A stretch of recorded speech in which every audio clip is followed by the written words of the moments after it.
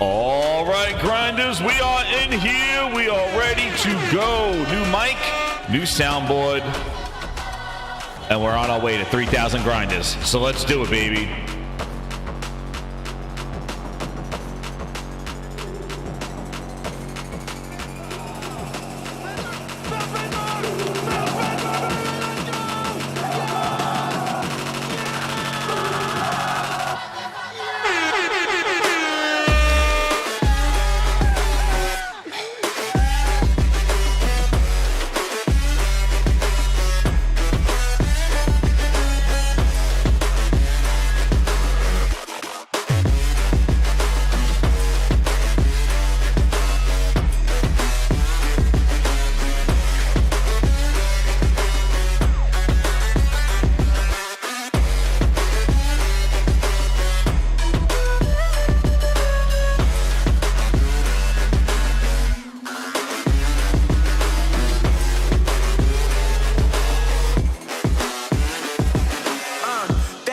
That the brothers on the rise now.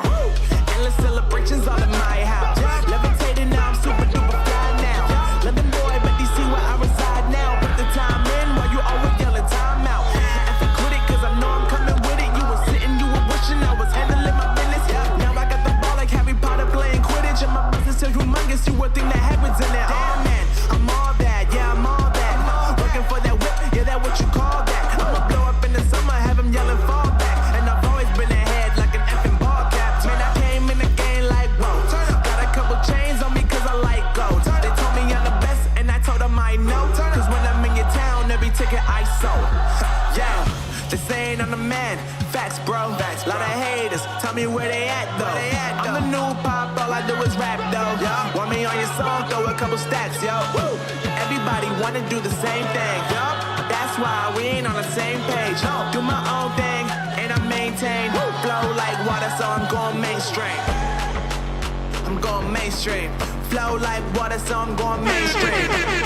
Yeah, I'm going mainstream. Flow like water, so I'm going mainstream. I'm going mainstream. Mainstream. Flow like water, so I'm going mainstream. Yeah.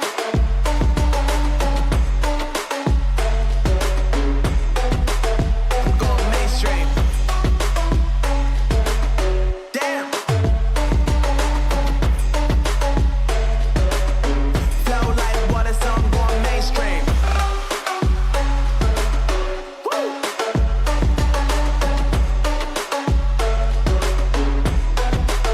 I'm going mainstream.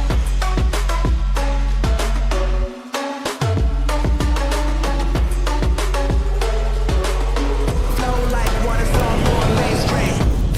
Let's go, grindhouse music. Got that passion elation in your hands, playing in a new dimension. Understand, just buy a PS5, feel alive tonight. No need to compromise, reach for the sky. Just buy a PS5, feel alive tonight. No need to compromise, reach for the sky. Heaven's got the vision, quality split, gamers paradise. This is it. Just buy a PS5, feel alive tonight. No need to compromise, reach for the sky. PS5, feel alive tonight. No need to compromise, reach for the sky. Just buy a PS5, feel alive tonight. No need to compromise, reach for the sky.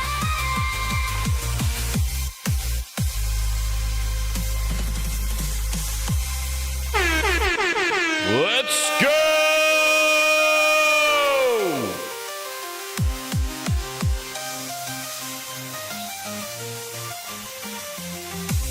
Enough from me.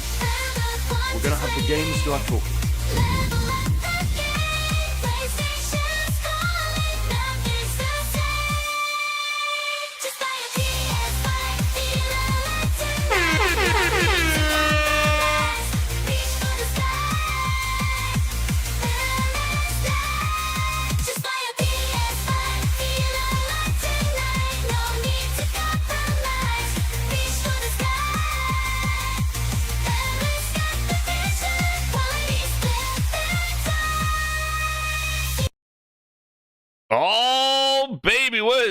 grinders? How you doing?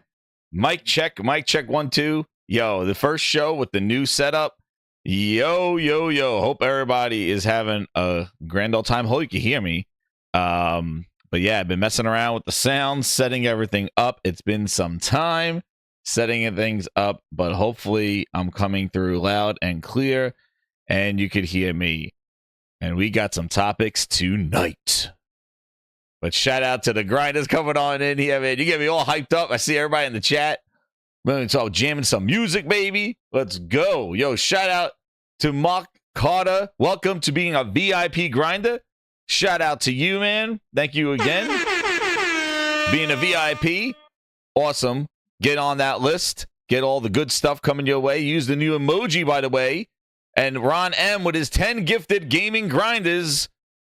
Welcome a whole bunch of people to the Gaming Grindhouse VIPs. You get to use the brand new emojis. And Reaper, member of 10 months, is a VIP grinder as well. So yes, as you know, we got the grand. Toolman got it. We got the tools in the house. NZ Gamer, Bitrate, Brian M, the first 48 Gaming, Michael Pierre. How you doing, Pierre? The Blaze, Aaron Brown, G Jr. Welcome to VIP. And yes, you voted on it as one of the perks of being a VIP grinder. You get to vote on the next emoji. We are about 10 more short of the next one. We are over 250 members, I think. And we are not at the level. We're going to the next level for the next emoji, but you voted on it. It's voted by the members of this channel. You had 4 of them, and you voted on, not that one. That's Booster. We got it right here. Grinders, you voted on it right there. Xbox skip.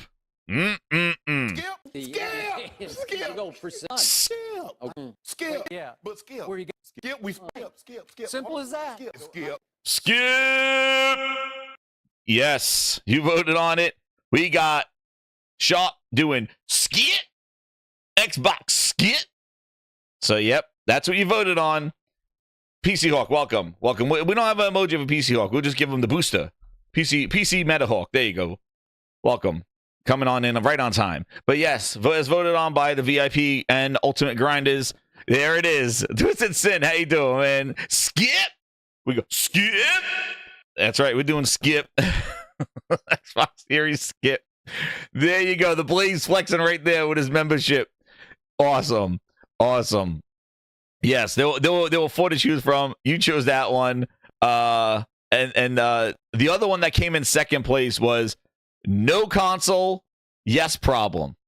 I like that one. That one was pretty damn good. No console, yes problem, with Phil Spencer looking like, with his googly eyes. So I do like that one. But that one came in second. So, but that will be on there. We'll have a whole new set of ones for the next emoji. We're on our way about 15 to 20 left of members there. Then if you get a VIP member, you could upgrade to Ultimate Grinders, or you can go right to Ultimate Grinder, and that's where you get access to the awesome music that you just listened to. Those songs, day one, and a whole litany of Gamepass, not Gamepass songs, it's Grinds Pass, but all of the Grindhouse music that you hear on the show, and you get early access to listen to it before anybody else does, and vote and suggest on what songs we should be coming out with. And what's nice about them is that when you get them on when they come out, is that they're usually relevant to what's going on in the news. I kind of write them based off of what's going on. So that's usually when they kind of hit right when you kind of need that levity or that kind of joke or that thing, that song or that hype music right when they come out. So having an Ultimate Grinder, you get it when it's relevant, like when it's there. Otherwise, some of the VIPs get them, but I put them out that one. But that PS5 one I just had, that one they've been listening to for about a couple months now. And I said, with the sales, let's make it public. Let's do it. And let's show everybody what the Gaming Grindhouse music is. So yeah, that's what the Ultimate Grinders does there. So just to let you know, for those that just got VIPs and are new to the channel, because we're on our way to 3,000 subscribers. That's right, baby. 3,000.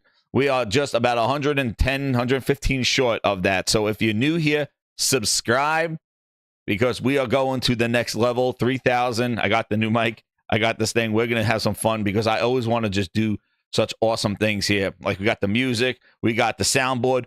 I got a new soundboard now. The launcher's oh damn, the launcher is, oh man. They had a delay Avowed for that, Cephalon. They had a delay Avowed for that.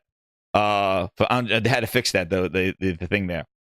But I got a soundboard. Yo, this soundboard here, it actually can record directly from, so I get the clips and stuff, so I don't have to do my whole process of how I was getting sound clips was different.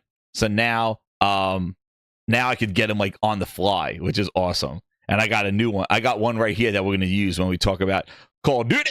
Call of Duty. Call of Duty. Call of Duty. And yes. So, and I added, yeah. So hopefully that works out there.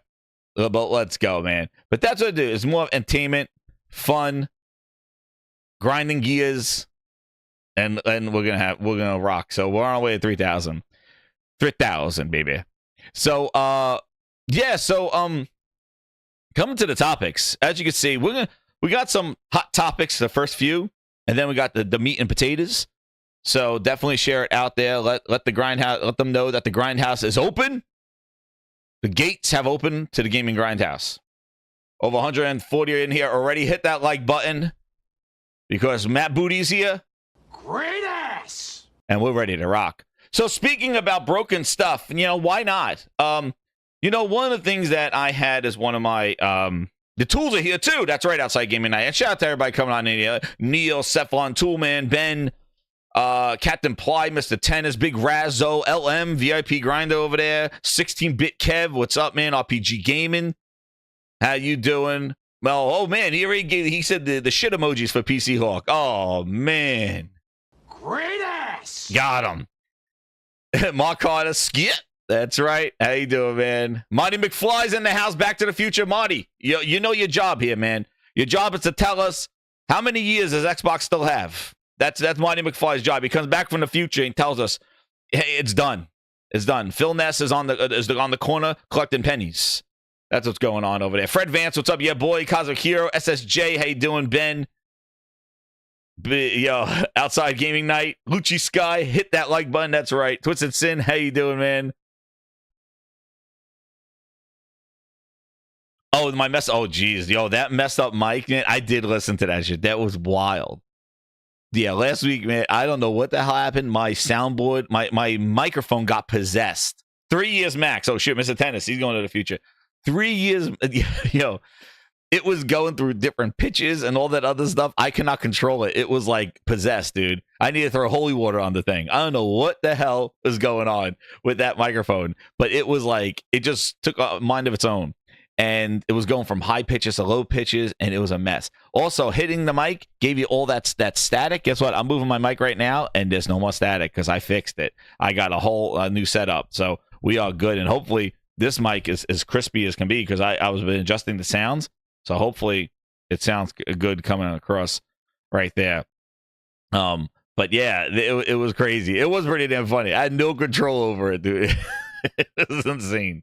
It was going like, it was just doing, I don't even know if it comes through now. It's like, hello, hey, it was just going, it on its own. On its own. I was like, we're out.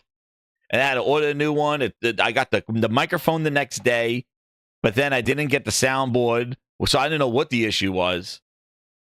But so I had to get the new mic. So I got the Monocaster PX200.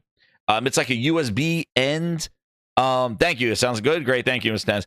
I got it was the whole thing was possessed. My mic was static when I would hit it. Like you guys would hear that, right? And then the other thing is that the soundboard just went kablooey, and that was it. So this is the PX200. I got this, and then I got the Monocaster. Like I forgot the hell. I don't even know what the hell model this is, but I got the one with the 2 dials on it. So I'm doing the Monocaster. That's what I'm doing there. Richard Farmer, I gotta move it. Yo, I gotta update it, Richard Farmer. I'm gonna put you guys on the VIP board. I gotta update that VIP board and add some more people to it. And I gotta, I gotta do this one. The shout out the platinum and gold grinders. I gotta move these around. I gotta refresh those, and then also I gotta refresh the grindhouse list. The members have been growing so fast, it's been insane. So I have to. I'm gonna update those.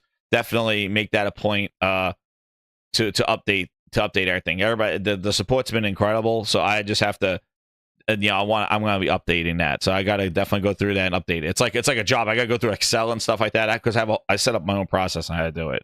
So I gotta update all those. But shout out to everybody. Your name will be on there. There also too. I want to try to do some more like just regular videos as well. I want to do some of those things as well. Like just maybe and you can let me know like in the chat if those things that you would like to. Reaper, member of 10 months VIP grind. I don't know if he shouted you out, man, but thank you again. But one of the things here that you already on, I know, Ben, I had people like on there so many times, I don't even know that but Mr. Tennis, I heard that the Black Myth Wukong people already got their hands, but it's a PC build of it. That's what I read on there. And I don't know why my fire is not working on my background. So you have to deal with it. I don't know why. I'm afraid to even touch anything with yeah, I'm afraid to even touch anything on my my board here because I don't know why. Let's see, is the fire back? Is it back? Yep, there it is. I fixed the fire. I fixed the fire. That's right. Fury. So we got it got frozen again. I don't know why that MP, dude. I don't even know. I don't even want to touch it anymore. I don't even want. Is it on a loop? Let me see. Make sure it's set. Yeah, it's set to loop. A fire. The fire. Oh, I'm not touching it. Dude, I already got the mic set up. We're good to go. Leave the fire going. Is the fire working now? Looks like the fire's looping. Okay, good. I like the fire burn. So yeah, as the topics list, we got right here. We got the Windows broken arm, Sony on Bungie's restructuring, Kana coming to Xbox, Gamepass, I think. Stalker 2 preview. Watch some of that.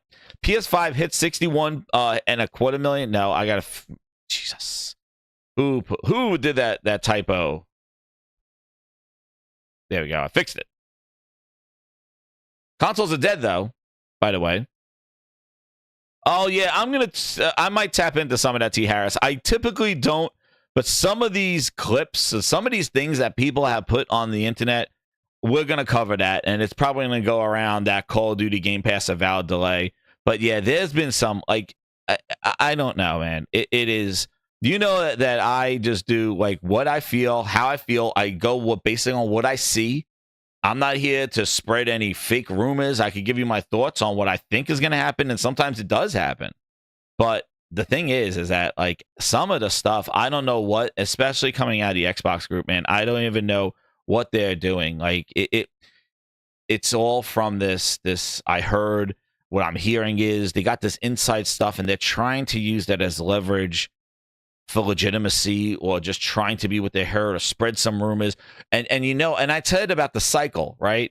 They come on, so they got these people that watch these shows, they get the clip, and then they tweet out the clip to spread the rumor. And then the media picks that up as a rumor, and then they write articles on it. It's just this vicious cycle, and it seems to really be carrying with what Xbox rumors and things like that. But it happens on all of them. But a lot of times, like, the Jez and Rand, what is the other Xbox, the other one, the Xbox show, like a lot of them, they got these guys that just listen and then they pull out a rumor or out of a statement or something like that. And I got the thing from Paris. We'll go through it. And Dusty Bin, yeah, Dusty Bin is on a roll. I got Dusty Bin too. But you're my number one customer. They try to use it and they use it as a rumor and they go, just say, if you slap rumor onto it, it could be anything. It's rumored to snow tomorrow in the Northeast. Oh shit! Somebody clips it and then they go take it. Like, oh my god, the weatherman picks it up. Where's Kyle? Kyle, where are you? We got our own friggin' weatherman. But this is what happens, and then it just goes. And then the media, lazy as hell, just like uses the tweet as the source. It grinds my gears, dude. It's ridiculous. But yes, for advance, we'll talk about that PS5 Pro when we come to the million. We'll get to it. But the one thing, talking about next-gen consoles, let me shout out to Cosmic Hero, man, with the 20. Huge supporter. No, it's Dusty Bin, Dusty Pan, oh, damn. Cosmic Hero with the 20, he goes, Jez has his OS update brand new. Another week of Xbox sucks. Did you see? Green Team is going to ride this gen out, ramp up for the next generation. It's hilarious. They've lost it completely. Yo, Cosmic Hero, that super chat, thank you again. It comes in at the right time because we're going to talk about that Windows broken ARM. And I know a lot of people here really could care less about friggin' ARM on Windows. Now, as you know, I'm a tech person. I'm into the computers and gaming and all that other stuff. And And one of the things that I've used in my analysis of everything is how Microsoft treats their products and even what they're doing in the PC end, because what they're doing in PC has unfortunately slipped into the stupid gaming. And the gaming has been dictated by the bullshit of Windows 8, by the advantages of Windows 10 and the Windows 10 store. And now with cloud and all those stuff they're trying to push on Windows is now driving whatever they're doing in gaming. So one of the big things that they've been trying to do and kind of rebooted it is putting ARM, which basically Apple has basically done this. They've taken mobile chips and have made powerful computers with them, with their M3s and everything like that. And we know that with Snapdragon and all this stuff, we've seen this power going on in phones. Microsoft has been trying years to get Windows off of the Intels and all that other stuff and AMDs and putting them on a mobile chip and having Windows run on a mobile chip. They've been trying to do this back at Windows RT. If you remember that, back at Windows 8, when they just made a Surface, the first Surface RT that only used the Windows Store. It could not install any legacy software at all. And if you if you know that history, they've been trying to lock down an ecosystem because they're tired of having an open source platform where everybody just makes a legacy app and it works. That's great, but that's their bread and butter. But the problem is Microsoft can't monetize too much of that stuff, like how Steam just took over. They can't do that. But if they have people coming through their store, Mac did it, and Mac now puts their Mac did exactly what Microsoft wanted to do. Apple did it. And Microsoft can't get it done because they are tied into too much of legacy shit, and everybody complains, and they don't get the support from the developers because Microsoft has a history of just shutting things down.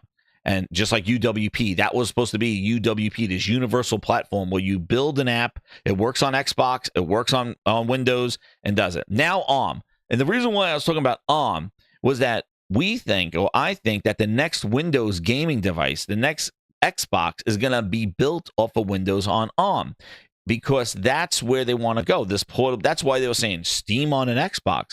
Well, the thing is that you got to have a Windows operating system to do that. You're not going to put Steam on Xbox, and Xbox is built off of Windows anyway, but it's a special kernel of Windows as like parts of it, but it does require its own programming and everything. That's why games go to PC but don't go to Xbox, because that requires special type of targeting software and hardware and all that other stuff, and getting it to work on that thing is never just as easy. That's what that UWP was supposed to be.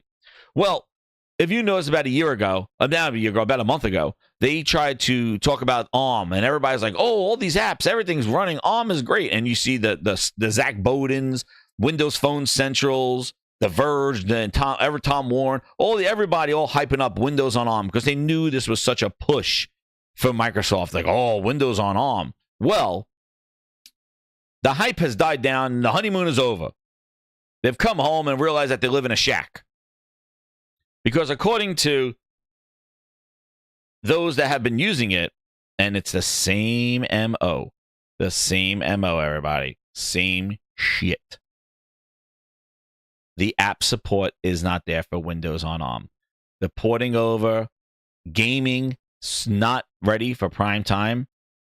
Gaming on Windows on ARM is not ready. And on what was it, Windows ARM? Not ready. And yeah, I think who wrote it? I think was it The Verge? Yeah, The Verge wrote it. So again, we are now and here we go, grinders. Here it is. So if this is the future of Xbox, Windows on ARM, and a new portable Windows device, if this is the future, as usual, it's getting started with Skip. hit that skip. Skip. Yeah. But skip. Where you go? Skip. We skip. Simple as that. Skip. Yep, skip. So Windows on ARM isn't ready for gaming. Qualcomm and Microsoft still have a lot of work to do for ARM-based gaming laptops. So this is the problem. The dream of this thin, all-day battery life, ARM Windows device, like this mobile Windows platform. In his Surface Laptop 7 review, now remember, this is the Surface. This is the Surface. This is Microsoft's device. If they're not going to do it right, who will, right?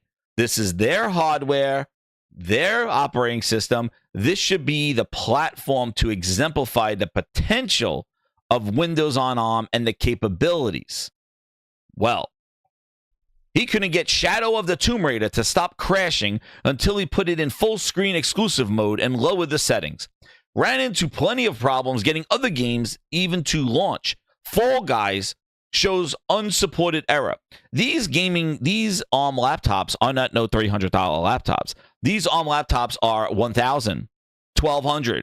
Yes, they are up there in price. Also, unsupported error. Guess what game has it? Halo Infinite. If you don't care, nobody's gonna care.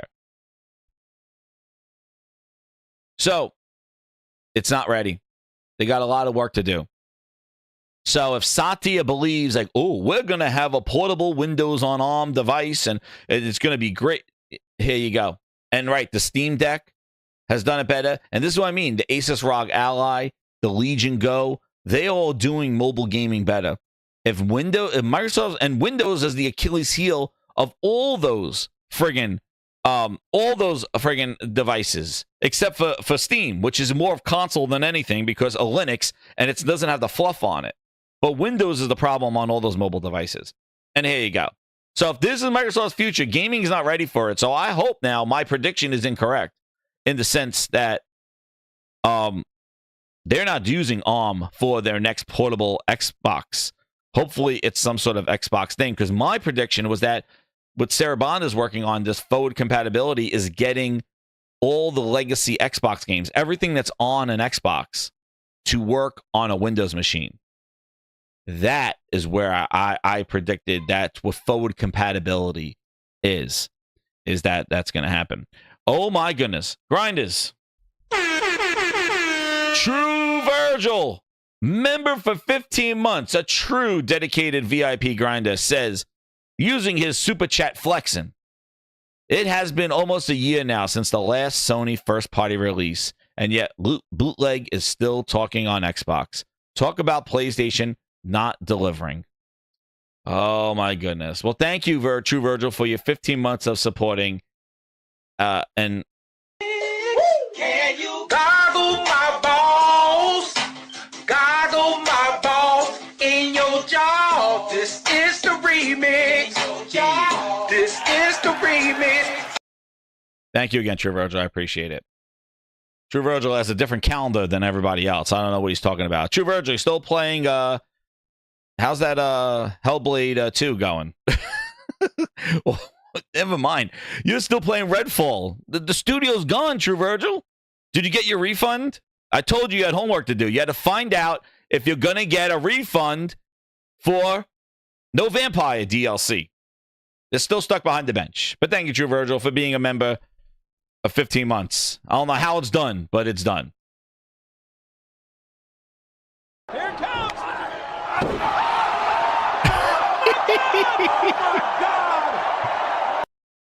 So the other thing that followed. So anyway, there's your future. So if everybody's hyping up portable Xboxes, better hope it's not Windows on ARM, because ARM is not ready. And it's going to be some jank-ass, stupid-ass device. Satya will be smiling about it, but gaming will not be used on it.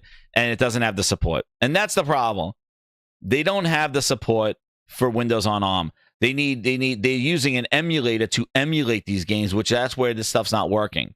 Because these games are not built for this thing. And that's the problem that Microsoft has all the time.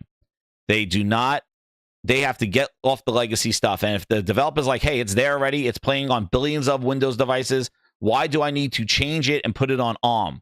They're not going to. So Microsoft built an emulator and it's trash. So there you go. So that's where we are right now with Windows on ARM. And that's potential for being a productivity, long life battery, and all that other stuff. But again, it all comes down to app compatibility. The Nokia 1650 was an incredible piece of hardware from Nokia. A huge phone, great camera, a brick. incredible. The 1650, a big red one I had. Pause on that one. I had Nokia. Hardware, incredible. They own Nokia. Hardware, incredible. Windows operating system was pretty damn good on Windows Phone, but it didn't get the developer support.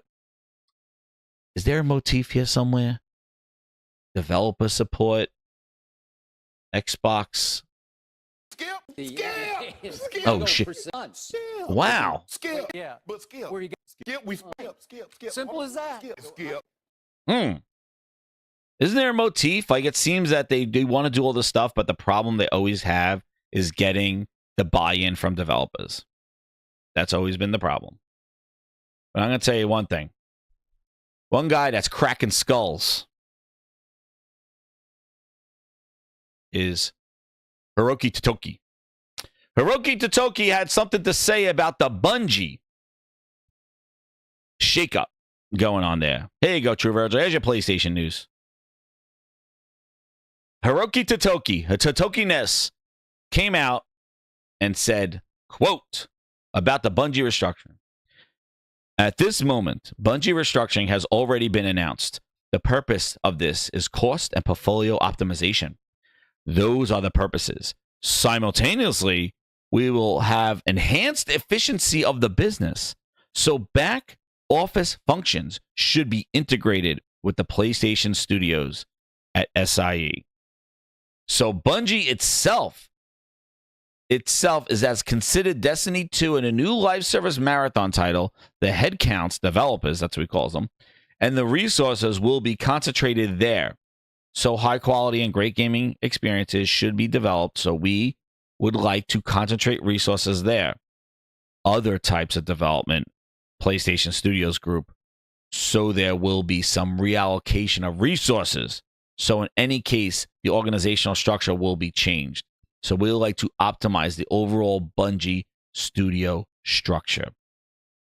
Totoki-ness.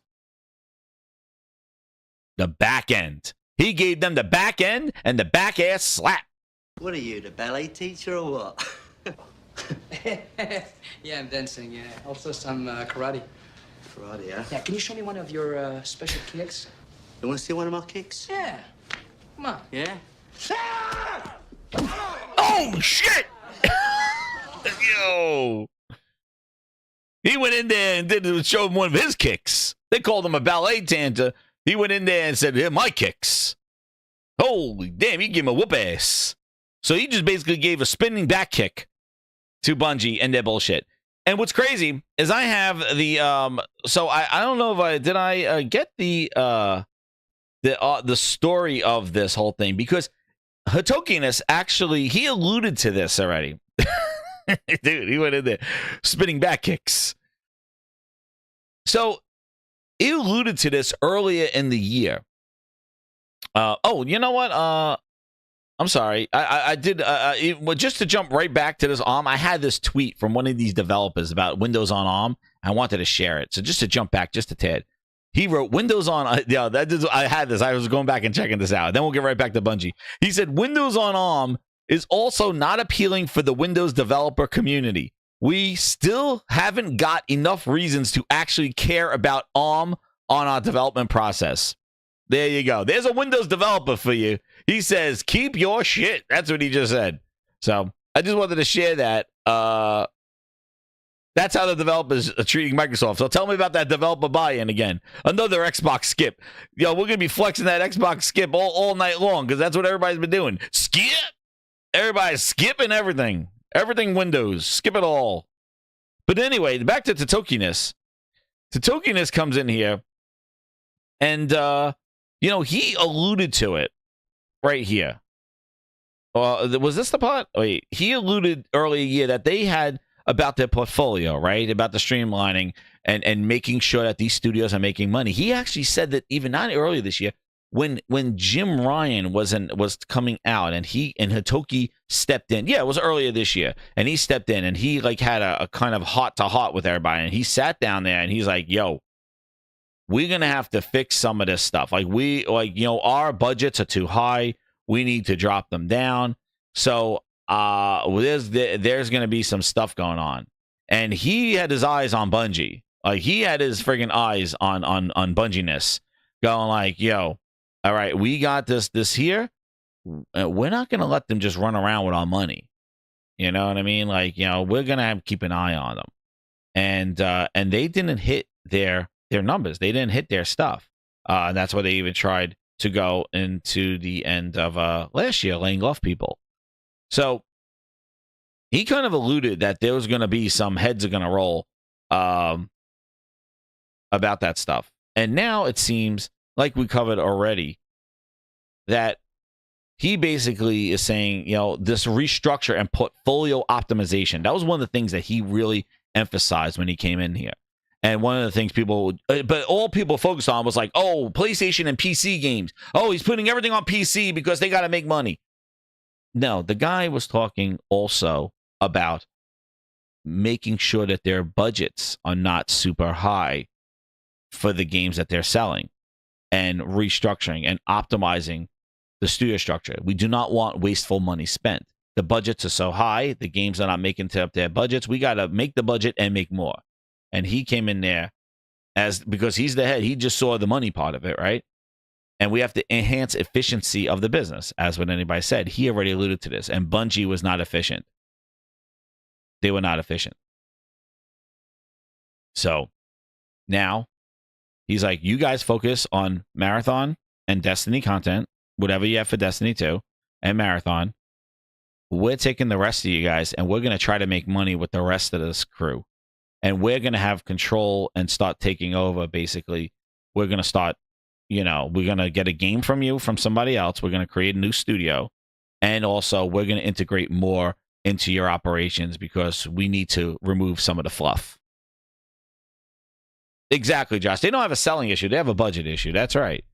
Their budgets are too high, and they got to fine-tune those things. And Bungie, you know, wasn't making what they said they were going to make. And remember, we covered that already. We said that, you know, they stated that they were going to do all this stuff, and they came in there with the chest open like, hey, we're going to be multi-plat, we're doing this, we're not going to be independent. And it's like, dude, you need help. And Sony's there to bail you out. Now, you better deliver what you promised them, otherwise they're going to start taking over, and that's what they did. And they're pulling what they can from it. And that's right, Mr. Tennis. Marathon better hit for Bungie. It better hit. Because if that don't hit, then Hitoki-ness is going to go in there with double drop kicks. And you know, and then Herman's going to have to go in there and go, hey, Bungie. Hitoki's going to go, he's going to hit the split button. He's going to be, activate Herman. Activating Herman splits. That's what he's going to do. He's going to send out Herman out of the cage. He's going to be like, do I have to do the buttons? Hitoki's like, nah, just 2 buttons. He's like, I'm going to 3 buttons. Oh, shit. Herman's doing 3 buttons.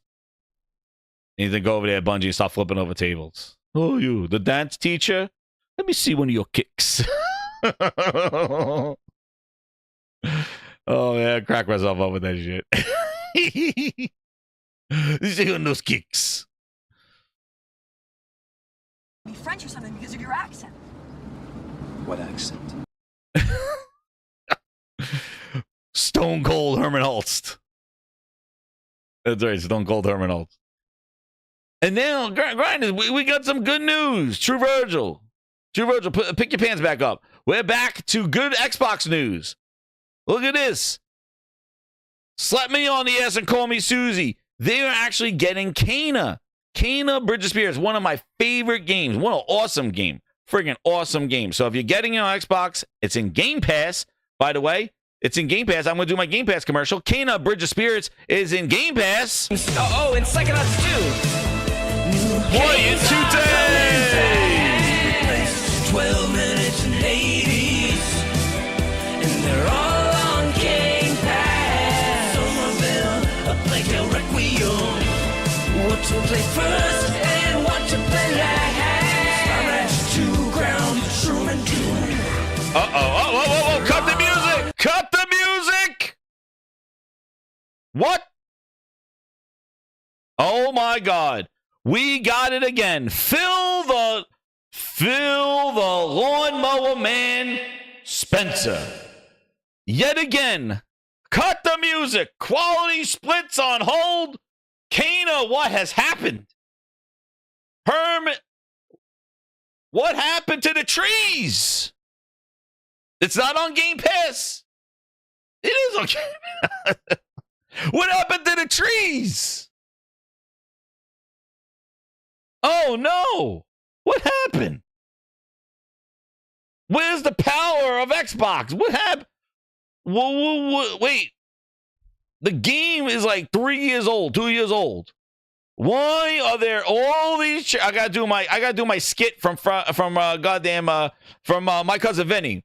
So you're telling me Matt Booty walked in there when they said Kana, here's the Xbox port of Kana, and Matt Booty walked in there. Great ass! And he's like, let me see something here. Where's the PS5 version of PC? You told me that you're seeing all these trees with all these leaves. Where is the vegetation on Xbox? You had more time to port it over. Why is this happening? What is...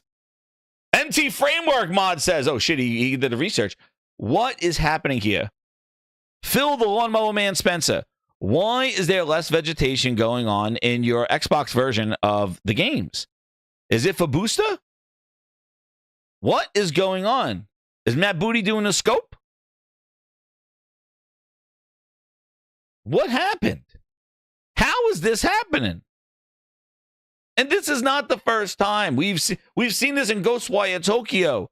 The ray tracing is bootleg Ray Charles tracing. They got Ray Charles tracing on Xbox. That's what they got.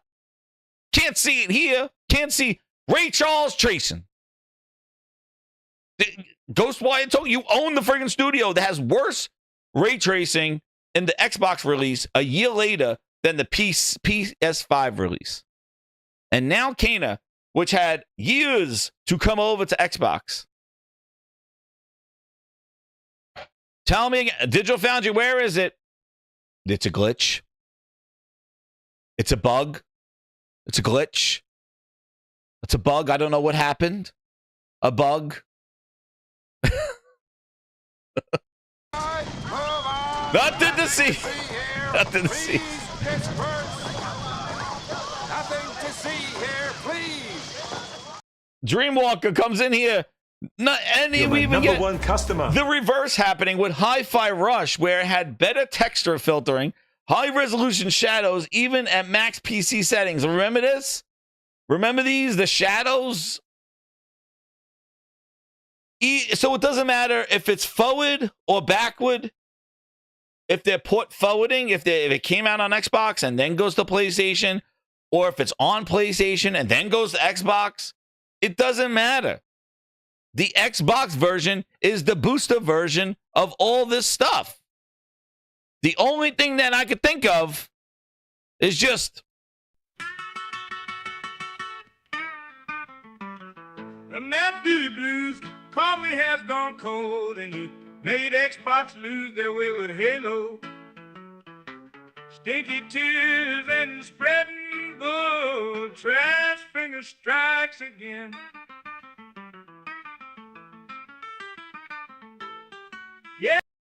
Matt Booty Blues. Coffee has gone cold.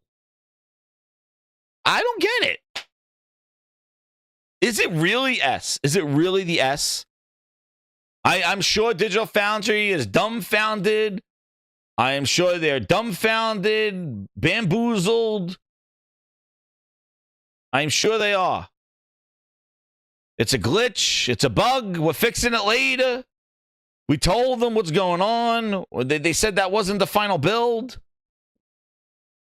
But why is this happening? This is not just one game. This has been going on. The Xbox version of games, these ports are, there's something going on. We've seen this even without with other games where the vegetation is not all there. We saw this in Sea of Thieves. Remember, Sea of Thieves had more vegetation in the distance than the Xbox version that's been on there forever. The PlayStation 5 port of Sea of Thieves had better vegetation than the Xbox version. What the hell is going on? What are we doing here? Oh, man, I like this new soundboard. What are we doing here? I don't get it. This is trees not at launch. Oh, shit, 16-bit Kev. I don't know. But I don't know if they're running, they got to run this Xbox version. So why is the PS5 getting the PC version? They're identical. But the Xbox version looks like that came out first. Meanwhile, they had more time to optimize the Xbox version because it was on Kane. It came out like 2 years ago. It came out, won awards, moved on. Xbox is just getting it now. And this is what happens. And this is not the first time. And all these podcasts, all these Twitter, everybody that talked about it, the power of the X. I'm buying all my multiplats on the Series X. Are not screaming from the rooftops, what the hell is going on with these games? Why are these games not better when they come out after the fact? Why are these games lacking? Because everybody was super technical the beginning of this generation when it was Scarlet and it was 12 teraflops and thermal throttling and the Xbox is going to run its core processes at full speed all the time, where the PlayStation is going to be throttling and the throttling and the throttling and the throttling. Like a blind man at an orgy, I was going to have to feel things out. It throttling. Oh, the PlayStation's in trouble. It overheats. Liquid metal, oozing liquid metal. Remember this classic? Who do you remember about this, though? Liquid metal. We got the liquid metal oozing out there. We just said, be careful. The PlayStation's going to blow up. Gravity. Help the PlayStation. Remember? Fight gravity, please trust this. Xbox fool, I said gravity is the enemy. Feel safe. Us from this liquid metal. Liquid metal. They tried everything. The liquid metal, the T1000 was leaking out of the PlayStation 5. All these problems. But nobody got a problem with this. Not one goddamn podcast as a topic. Not one goddamn tweet about this. Nobody is even bringing this up. PC Hawk, took a walk. Look at this. Where's your tweet, PC Hawk? Where's your video? Patch my... Why does it have to be patched? Why is it a bug? Clown. What? Why is it always a bug? Is it a patch? It needs to be fixed. Where the hell is Phil Spencer and Matt Booty looking at this stuff going... It's approved for Xbox, right? Gaming. Yeah. How dare they allow that? They go, yo, PC Hawk, their own friggin' game in Sea of Friggin' Thieves had more grass on the PlayStation version. That behind the frosted glass? Look at this. Sea of Thieves on PS5 better. Here you go. Do we need to bring out the bamboozles and all this other stuff? Here we go. So tell me, is this a bug too? Sea of Thieves looks better on PS5 than Series X. Recent analysis. There you go, the frosted glass. Falls in line with max quality. The Xbox falls behind in most scenarios. And that was the PS5 beta. Digital Foundry says right here, PS5 version, better shadow, superior foliage. Oh, damn, Phil the Lawnmower Man Spencer. It's in the name. Yeah, it's the- the Xbox. Oh, the Lawnmower Man. Higher quality visuals overall. What are we doing here?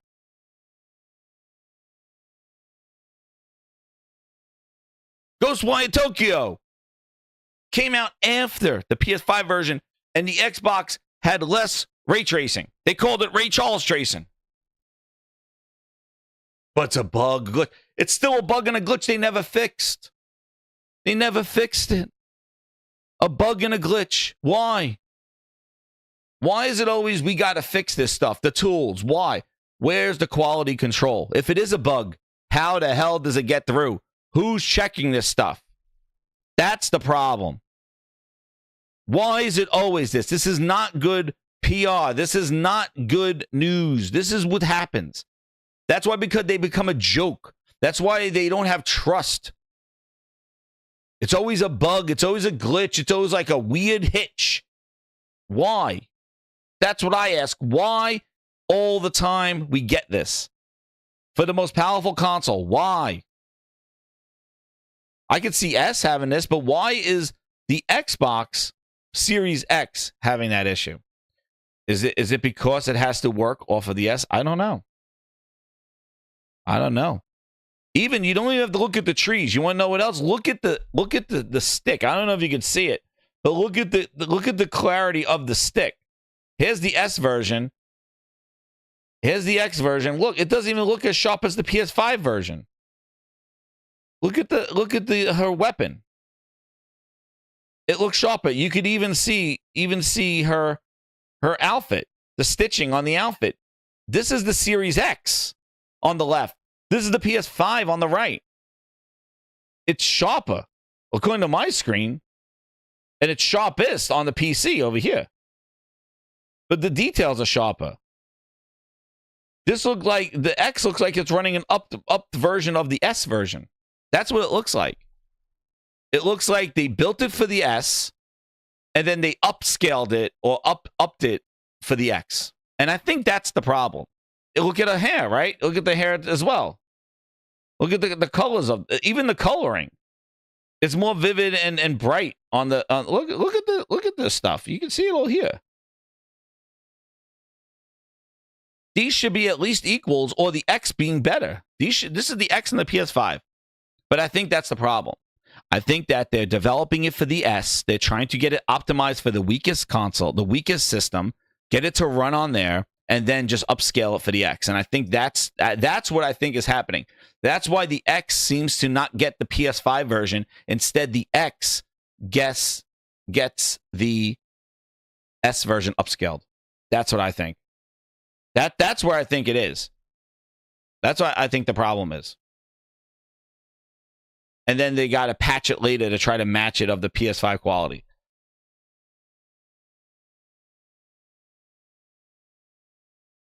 But it's really weird. It's not the first time. Like, we even have a Hi-Fi Rush and stuff. And then here you go. Hey, talking about ray Charles tracing. You look at now.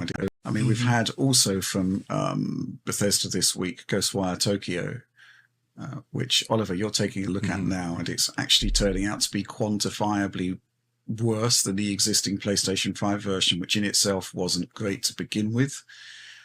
Yeah, can you give us some potted highlights there? Yeah, the Xbox Series X version is basically worse in most respects with respect to the headline figures. So the RT reflections are somewhat lower quality. There are shadow alignment bugs with the RT shadows. The resolutions are pretty similar for the most part, but the quality mode has a moderately lower resolution than PlayStation 5, it looks like. Why? And performance is typically in the range of 5 to 10% lower than PlayStation 5 in the same scene. Why? And then on Series S, if you go over to Series S, it only has two modes, performance and quality. Neither have ray tracing, which is kind of the signature visual feature of that game. So you lose that entirely. And the performance mode runs sub 60.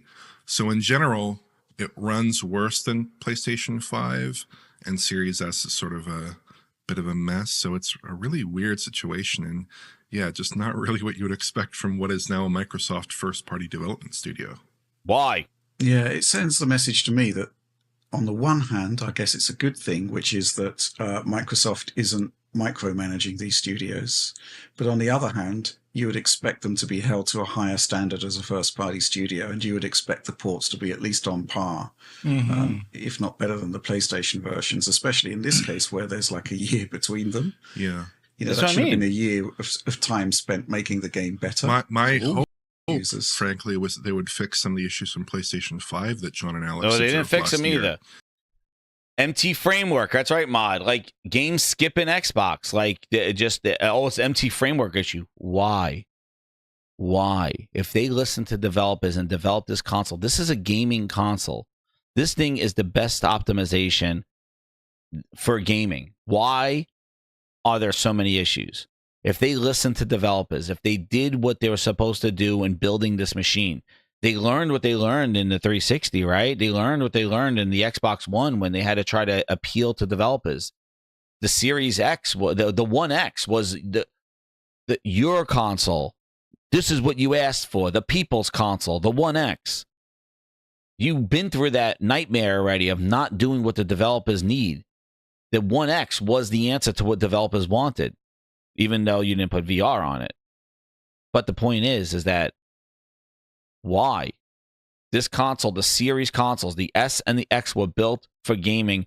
Why is there consistent stuff? Like, we shouldn't be dealing with this 4 years into the generation. The X and the PS5 should be equal. The Series X and the PS5 should be equal. There should not be these discrepancies. No way. And I honestly think, I really think that it is the S. I think that these devs have to, they work on the lowest common denominator, which is the S, to make sure their game runs, and then they do it. You do the same thing if you're a PC gamer. Like, what do? You run the game where you're getting your frame rates, and then you start moving things up to see what you can do. That's why I bet you these developers, they're not making it X and then putting it down and going, oh my God, guys, this don't work on the S. What are we going to do? No, that would be horrible. You get the game running great on an X and then pull all the power from it to get it running on an X. I don't do game development, but I think that would be ass backwards if I was that. I wouldn't make it on the run the most powerful one going, guys, we got it. It works great. And then go, okay, let's pull out the RAM, pull out the GPU, and let's get it running on the S. Downgrade everything. Just the resolution, they said. Yo, Mike, I'm sorry, man. What the? I removed that. All right, I put it on the lowest one. I guess I gotta fix that thing again. I don't know why that shit's out of control. You know, they're going wild with their friggin' ads. Piece of shit, you YouTubes. I can't do. I'll fix it in the future. I'm gonna fix it because that is some bull.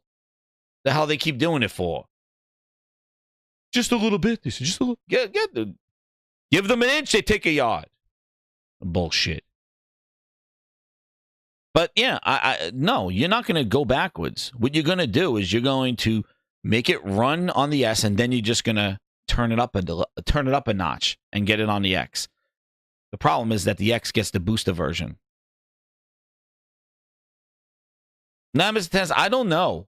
Like, I don't know what the hell they're going to do with the next Xbox, but I think it's just going to be another series of consoles. And the problem is that if Microsoft's going to throw more hardware out there, you're going to be looking at something where now the developers have to deal with another thing. And what do you think a mobile Xbox is going to be? You think it's going to be a PS5 or a Series X power? No. You get 15 minutes of battery life with that. You're going to get more of the S, more of a battery-friendly GPU and an ARM processor that's not ready for gaming.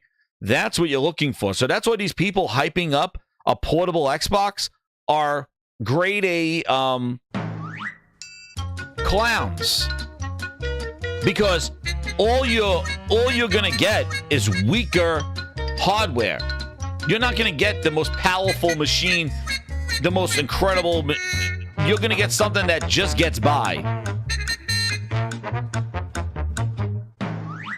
That's what you're gonna get.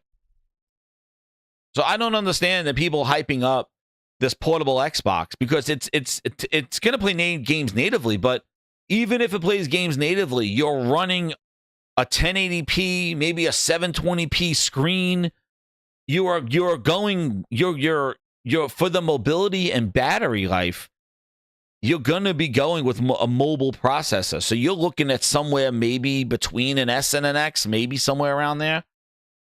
You're not going to have, and then what happens when you plug it into a TV and blow it up? Ask the Switch audience how that goes. No upscaling, your game looks 720p, good luck, because that GPU or that APU in that portable device can't do it. That's why I said it needs a dock when you're going to do that.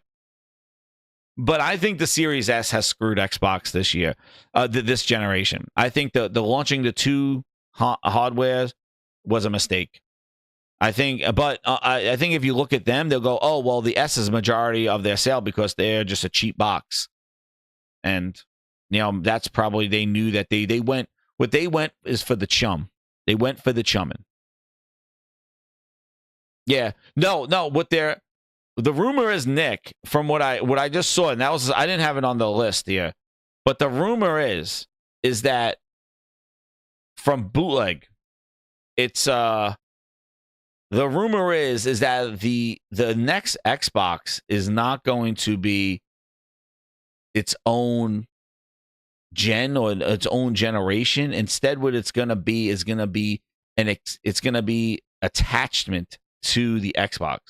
It sounds almost like a Portal, but a Portal that could run games natively, I have no clue. And when he was pressed, and this is what I said before, the cycle, when he was pressed on Jez, what are you saying? But like, what's going on?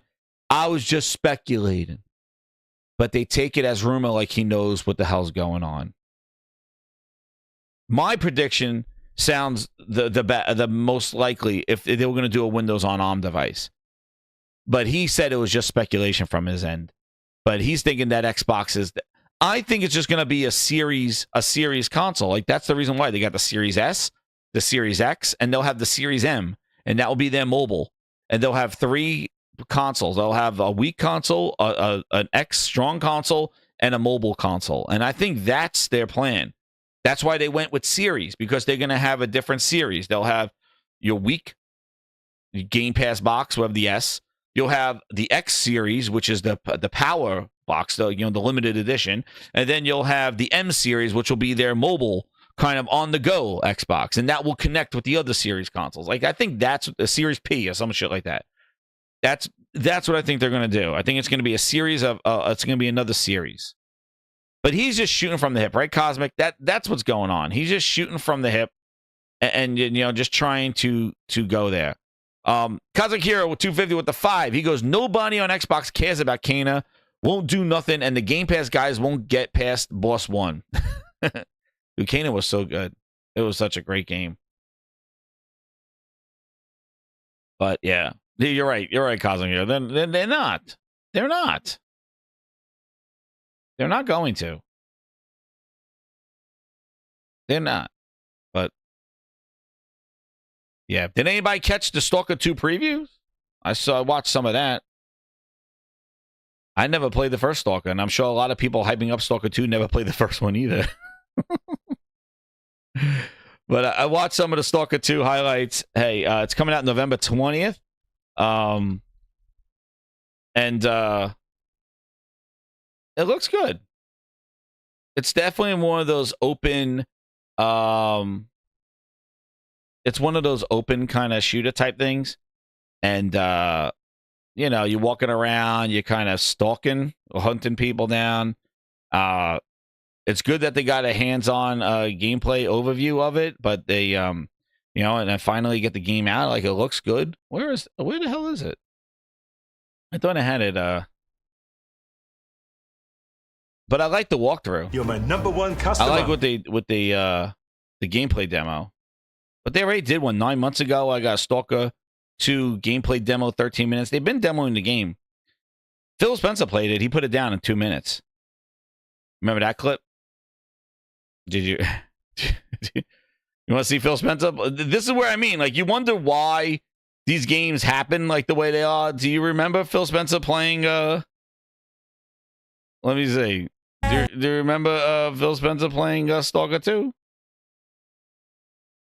I got video footage of Phil Spencer playing Stalker 2. Where is it? But it looked good. Let me see. There it is. Is this it? Nope, that's not it. Where the hell is it? I gotta figure out where I had it. Nope, not that one. But yeah, he didn't play too much of it. He didn't play. He was with his Uber driver. You want to find that pot of gold? I'll get it. Where is it? It is I think it's the anthem. Hold on. No, damn, where the hell is it? Damn. Well, I have to have my my assistant find it. Nah. Damn it. Where is it? The Uber Todd rushing around. He's like, we gotta get my Uber. I'm on the clock. I'm on the clock. There it is. Got it. Got it. Grindhouse music, grinders. Dirty bomb. Yeah, right here. Dirty bomb. Tell Sonic you lower back. I'll leave a mark. A high velocity. Tramp stamp is just the start. Booty bomb, booty bomb. Oh, they're very angry. Sorry, that's okay. That's okay.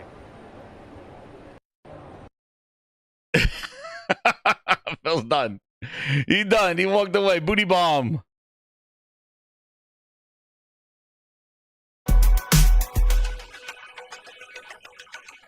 There it is. Phil Spencer playing Stalker 2. Yeah, right here. Dirty bomb. Tell Sonic you lower back. I'll leave a mark. A high velocity. Tramp stamp is just the start. Booty bomb, booty bomb. Oh, they're very angry. Sorry, that's okay. That's okay. Sounds like we gotta get that Uber.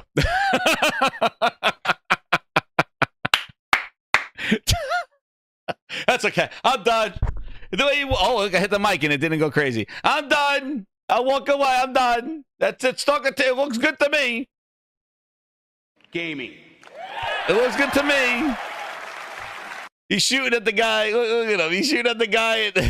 It's Phil testing out that quality of Stalker 2. Get ready, Phil. He's in the booth. Yeah.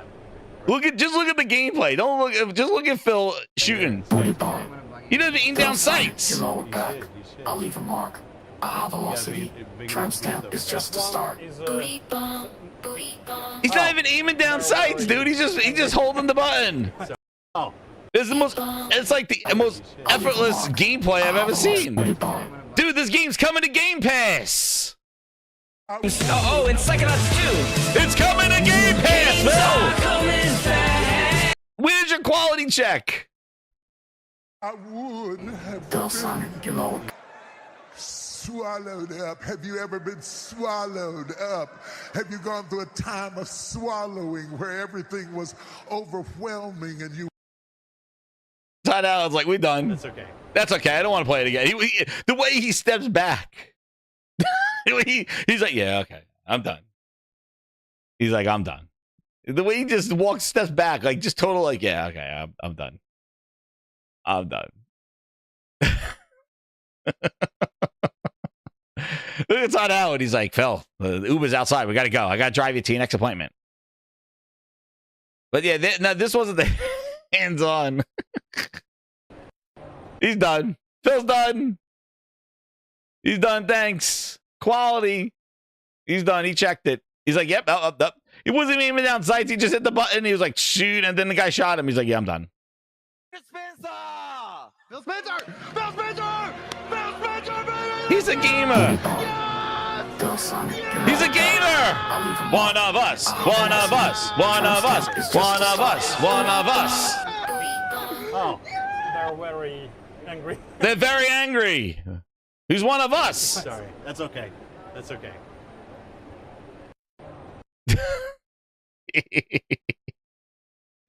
Well, anyway, the Stalker 2 footage came out.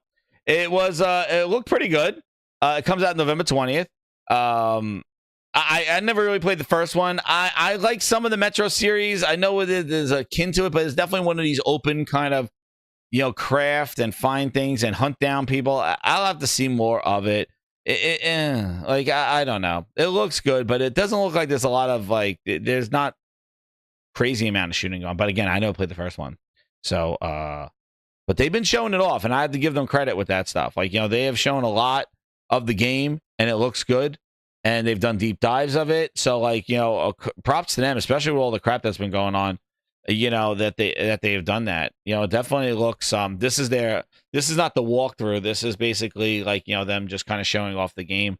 But it definitely has come in that Metro feel on there. I saw some complaints. People didn't like the prompts when you were looking for items. It's not as kind of genuine. I'm sure you could turn them off. On there, dude is wilding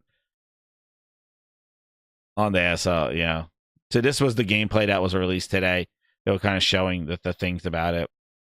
But yeah, it looks good. It looks good. It comes out on PC and on Xbox. And, it's a big open world, a lot of exploration. And it comes out in November. But yeah, Game Pass day one. That's for a while. So try it out in Game Pass or PC Game Pass or buy it. Either one. Probably should buy it if you're really into Stalker. You know, support the devs, I guess. Right. But yeah, I just don't know. I don't know. For me, I'm more excited about Call of Duty. I want to see what this Call of Duty is going to be because I think it's going to be a makeup for last year's trash. And I like to see how this game's going to run. This game's supposed to be really, I think when they first showed it though, like it looked real, like it was like, whoa, like when they first showed this game, now it just kind of, for me, it kind of looks like, okay, yeah, it looks traditional like shooter. Because let me see if I can find out when they first shown Stalker 2. Let me take a look. Because I remember it looking like crazy. Do you remember that? Or am I wrong? Am I bugging on this thing? First reveal.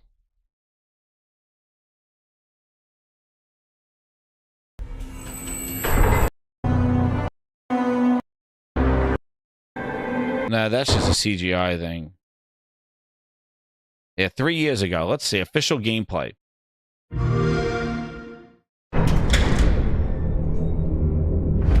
All right, let's see. Official gameplay. No.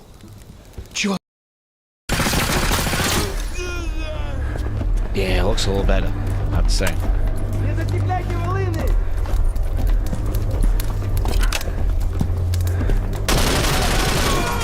Oh yeah. Oh yeah. Oh yeah. This looks better. This looks better. Вот поэтому Maybe this looks like on PC. и не лезу. It looks better. Пулю поймать. Well, what they're showing. Ну не знаю. This is 3 years ago. И маслиной я уже лучше пулю выберу. Dude. Whoa, wait a second. This is 3 years ago.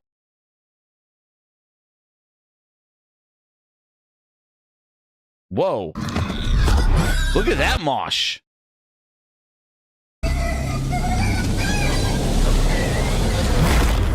Now I know they went through a lot of stuff, so I don't even know, but I just remember, what they shown that it was like, wow. So maybe it does look like this on PC, but that looks. But this is an Xbox, I don't know, but I know they've been through a lot, so thank God they're getting all this stuff out. But yeah, it's a shame that happened to the developers and stuff, but I'm just glad they're getting it out. Вот ты говоришь. I just was going to go back and see what they shown. So that was that mosh, and then.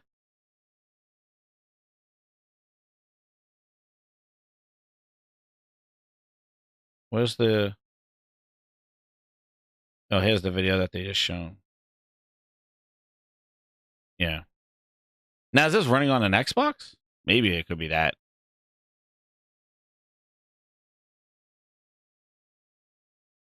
Yeah, I just was like, look, because I just had the impression of when I saw it, I remember like they were going, oh my God, like it looked like friggin' incredible.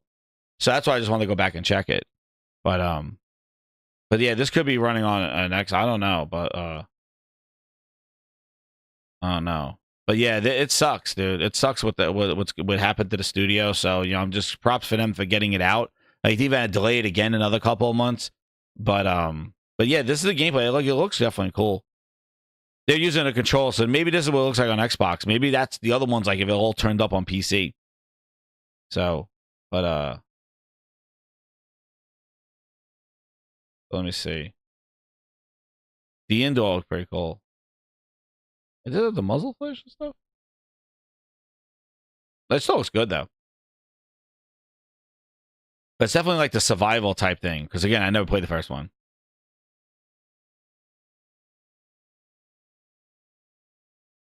But yeah. But we'll see when it comes out. November 20th. I think, that's going to be... I think that's when it comes out, right? Let me see. I just confirm. Here. They say right here. It's coming out November 20th. Yep, November 20th. So, we'll be there. Check that out. Definitely looks... It does look better indoor. Yeah, the indoor, they look good. They look good there. It's going to look better on the PS4 Pro. And I don't even know. They never confirmed that, but the rumor was out it was going to be like 3 months to that. But hey, it is what it is. Like 3 months and then it goes to PlayStation. I don't know. That would suck 3 months. Like November, that'll be like, what? That'd be kind of whack on there. But, you know, it goes to Avowed needs room, right? Avowed needs the room for the you know, there's too much stuff going on. Avowed needs the breathing room. Anyway, it does look like a little bit of Metro Exodus. It definitely does. Yeah. It does look like that. And then here's Aaron Greenberg. What's you know, there goes Greenberg posting it. Coming to Xbox, PC, and Game Pass on November 20th. And then some people are tweeting out to Aaron Greenberg going, which Game Pass, Aaron? What Game Pass? You better put Game Pass Ultimate, right? Or does that mean Game Pass, the middle Game Pass is coming too? Somebody said, what Game Pass? Aaron? You just said Xbox Game Pass. It's Ultimate, I'm assuming, right?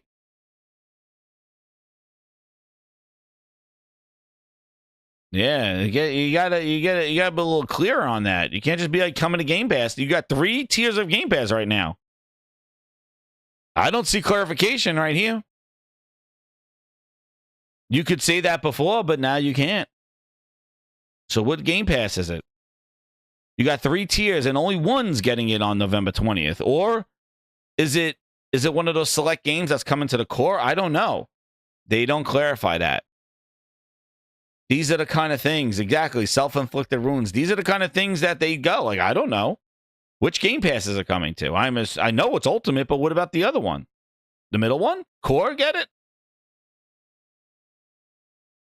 Was it get it in a year? Like, shouldn't that be specified a little bit better? Get it in Ultimate and PC Game Pass. Like, you made this bed. You decided to take out day one Game Pass. You should be much clearer in your marketing as to where this game is playable. But you're not. And I don't know. It was announced prior to the shift thing, so maybe it is going to Game Pass core. I don't know. Remember, they were very vague about that too. They weren't very clear on day one. What game's day one? Like, they were like some games, and then they're like some games in 6 months, some games in a year to 2 years. On some games, like, they were very vague. Well, there you go. Their marketing sucks so bad, man. That's been the problem. That's been the Achilles heel. Like, I think they need new blood. They need Aaron out of there, Phil, Booty. They need them all gone, dude. Major Nelson did the best thing. Get him out. Like, they had to go. They need a whole revamp. They need some young blood. They need new blood in there. People that are witty. They use the influences. They're witty as hell. They make up goddamn fake news every day. Those are the people that you need in there. You need witty people in there. These guys are clowns. They're clowns. They're old. They're like, just let me get my Game Pass out there. Okay. Coming to Xbox, X and S, PC, and Game Pass. Like, okay. Did you forget about the tiers? Or I guess you did. Guess so. The Stalker dev didn't. You know what's funny? Let's go down the Stalker official website, the official Twitter, and see where they say Game Pass. You know, in this whole day of buy your games, buying is good. Oh, I got a good one for you, grinders. Buying, we want you to buy it. Don't get it in Game Pass. Let's see if Stalker's official website, after all those years of building this game and all the hell that they had to go through to get this game out, they're going to market it for Game Pass. Let's see. They announced the Stalker official gameplay. Okay. Order your pass to Stalker 2. Let's see where they say Game Pass. Grinders, let's join me in this journey. Let's see what their next one is. Oh, Xbox pre-orders are live. Oh. pre-orders. Where is it? Get it on Game Pass. Let's see. Keep going, Stalker. Xbox says you see it. Let's see. I love the zone. Let's see. Are we gonna find Game Pass? This is a very good experiment. Where's Stalker saying that the game is coming? Xbox pre-orders are live. Pre-order, okay. Pre-order, not pre-download. Pre-order. Where is this? It coming to Game Pass? Let's check that. Nothing in that thread. Nothing in that thread. So that's why Greenberg had to tweet it out to remind people. Because look, dude, I'm looking at their website. I don't see at their Twitter, and I don't see them going Game Pass. Do you? I don't. I see Xbox pre-orders alive. That's what I see. So that is why Greenberg had to do his foolery clown and retweet. Because their official developer was telling them Xbox pre-orders alive. Stalkers, go pre-order it. And there's the link to the pre-order page. But they weren't saying get it in Game Pass day one. Oh. That's why Greenberg has to do his little thing to remind people that it's coming to Game Pass. So the developer isn't even marketing it coming to Game Pass. Wow. And that kind of goes right into our later conversation about Game Pass day one. But I don't see them mentioning it. Turns out they want you to buy this game, and damn right, you probably should after all the shit that they've been through. Don't get it in Game Pass. Get that bootleg Indiana Jones in Game Pass. Stop it. Indiana Jones, dude. Hey, I have to. Listen. Let me see where I am here. Hit that like button, grinders. We have 250 people in here. I don't see it there. Before we get into the Game Passery, we do have to mention that PlayStation 5 hit 61.7 million. Yeah. But consoles are dead. Nobody's doing them anymore. Consoles are, we need a palate cleanse, grinders, before we get into the Game Pass. That's a little sneak peek.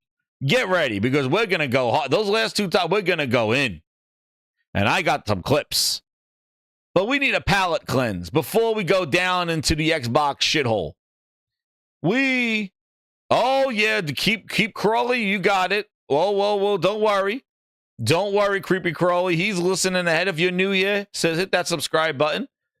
Hit that like button. Don't worry. We're going to do, that was a little tease right there of Stalker 2 of Game Pass mentioning. We're going to get that. We need a palate cleanse.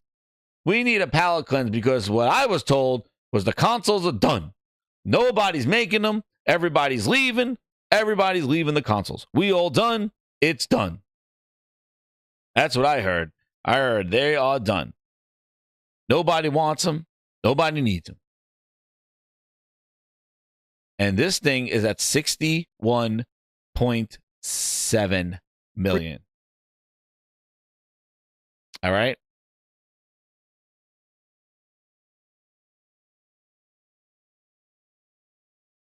Here are some of the facts that they dropped here. And they actually shared numbers. So when you see the percentages and things like that, you actually see actual numbers here. So PlayStation 5 is at 61.7 million shipped lifetime. They shipped 2.4 million for the quarter. 53.6 million PS5 and PS4 games sold. 6 million first-party games sold. 116 million active PSN users. Isn't that interesting? They have 116 million active PSN users with 61.7 million shipped. You got all those ones on the PlayStation 4, and you got 1.16. The numbers are a little close. How the hell does Xbox have about 28? I'm going to give them 30 million consoles. And that Satya Nadella is like 500 million monthly active users. Dude, 500 million. Wait, we're going from like, I'm going to give you 30 million Xboxes are out there. Yo, PC Hawk, nobody has played Indiana Jones. Be weary. Look, nobody touched Avowed, and that's in February. Nobody has played Indiana Jones. No rooftop parties, no demos, no hands-on, tattooed, grabbing ass, tramp stamps galore. Nobody has touched Indy. Pause. Nobody has touched Indy. We still don't have a release date. What are we waiting for? It's not at Gamescom. Nobody's going to play it there. There's going to be a video demonstration of it. That's all we've been seeing. Nobody has played it. At least Concord, if you say it's bad, at least we got to play it and said, you know what? This is not for me. No industry person has touched Indiana Jones and played it. They played Astrobot. They played Lego Horizon. Number one customer. They played Stalker 2. But nobody touched Avowed. Nobody has touched Indiana Jones. And we've seen a lot of Indiana Jones. I thought they were going to announce it in January when we saw enough of it. You're my number one customer. Hold that line, man. Microsoft don't know. But yeah, 500 million with only 330 million consumptive soul. How does that make sense? 500 million. What the hell is Satya accounting? That number is way off. Like, that number is crazy. They're counting PlayStation users. They're counting Switch users on Minecraft. They are counting every person that's breathing. Because that makes no sense. Like, it is like, oh, we got 5 million monthly active users, but we're around like, 30 million console sales, we'll say. And that's being generous. Exactly, Mike. I'm giving them the 30. And then 500 million monthly active users. Oh, my God. That's a bad ratio. I'll tell you that. If you think anything. PlayStation's monthly active users are a little more aligned to where they are. Like, that kind of makes sense. Even though I'm sure they're going to be counting PC people as well when they log into PSN. But nobody wants to share their, nobody wants to share their stuff on PSN, but you know how that goes. But I'm sure Sony's going to be counting those in their ones. Just share your PSN, dude. Log in with your PSN, right?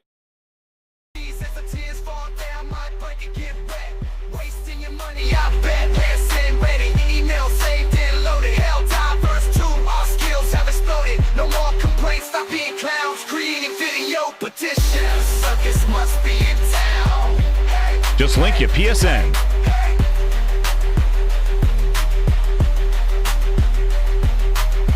Oh, Grindhouse music. Hiding behind steam, feeling the heat with you and your refunds ain't that sweet. Helldivers 2, you played 50 hours, but now you're like clowns just jumping through the shower. Such petty souls acting so tough, but behind the screen you can't get enough.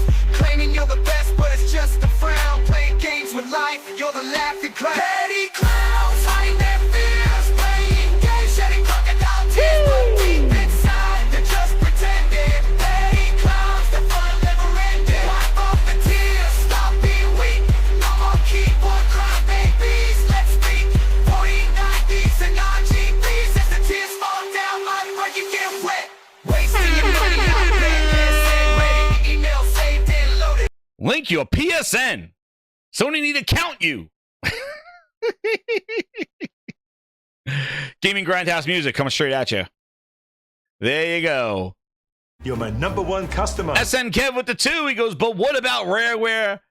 Honey Mustard, Jez. Oh, man. Rare's Honey Mustard? Oh, no. We're not talking about Rare Honey Mustard, SN Kev. We know that Rare Honey's working. They're working hard making they get their Sea of Thieves DLC, and then they're making their honey, and we all good with that. We're making that honey. You know that Rare Honey. Working on that honey. Rare turning honey, we all so sweet. Green plants everywhere. Rare honey. Honey, honey. Sticky and rare, deeply flowing. Nothing can compare. Rare honey. On the rising, nothing gonna hold them down. No lies. Sweet like honey, dripping like gold. That's what Rare's doing. Rare honey. Oh, yeah.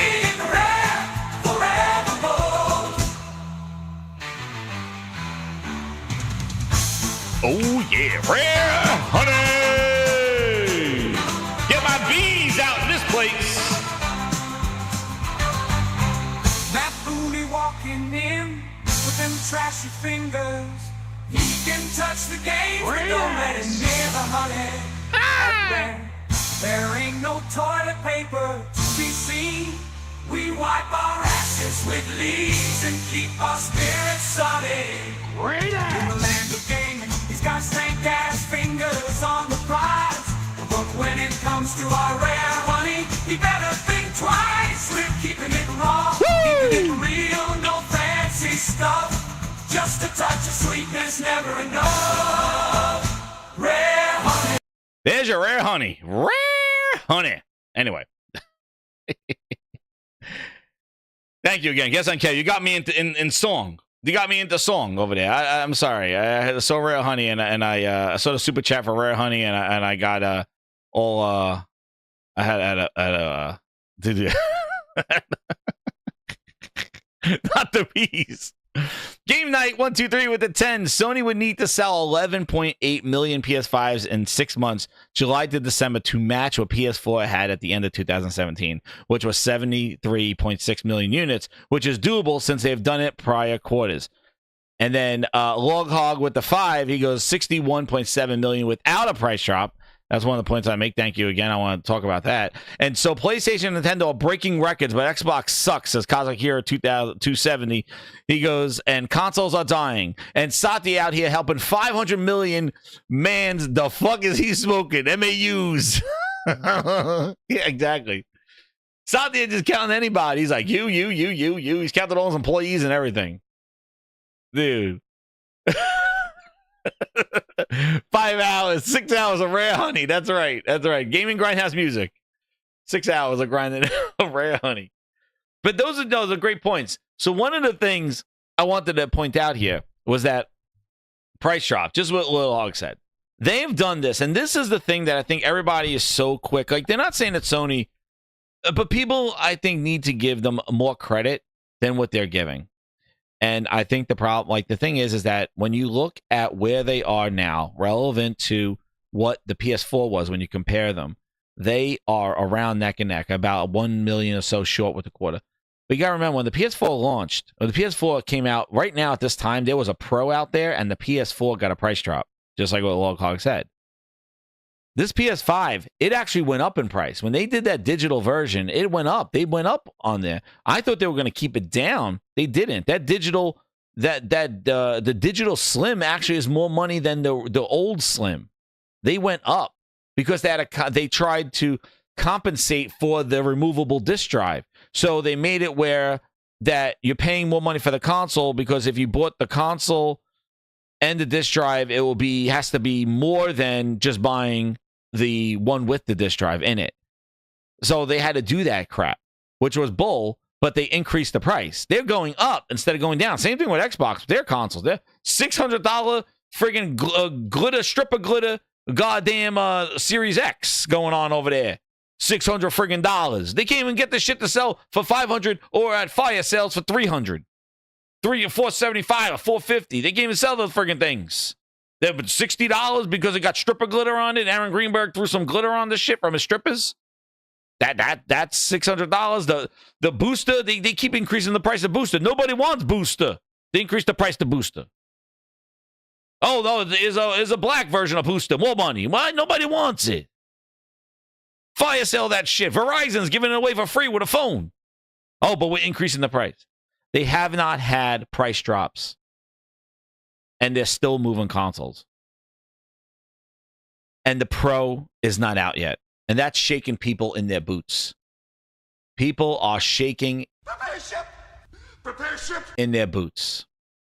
I've watched a couple of shows. Let me tell you something.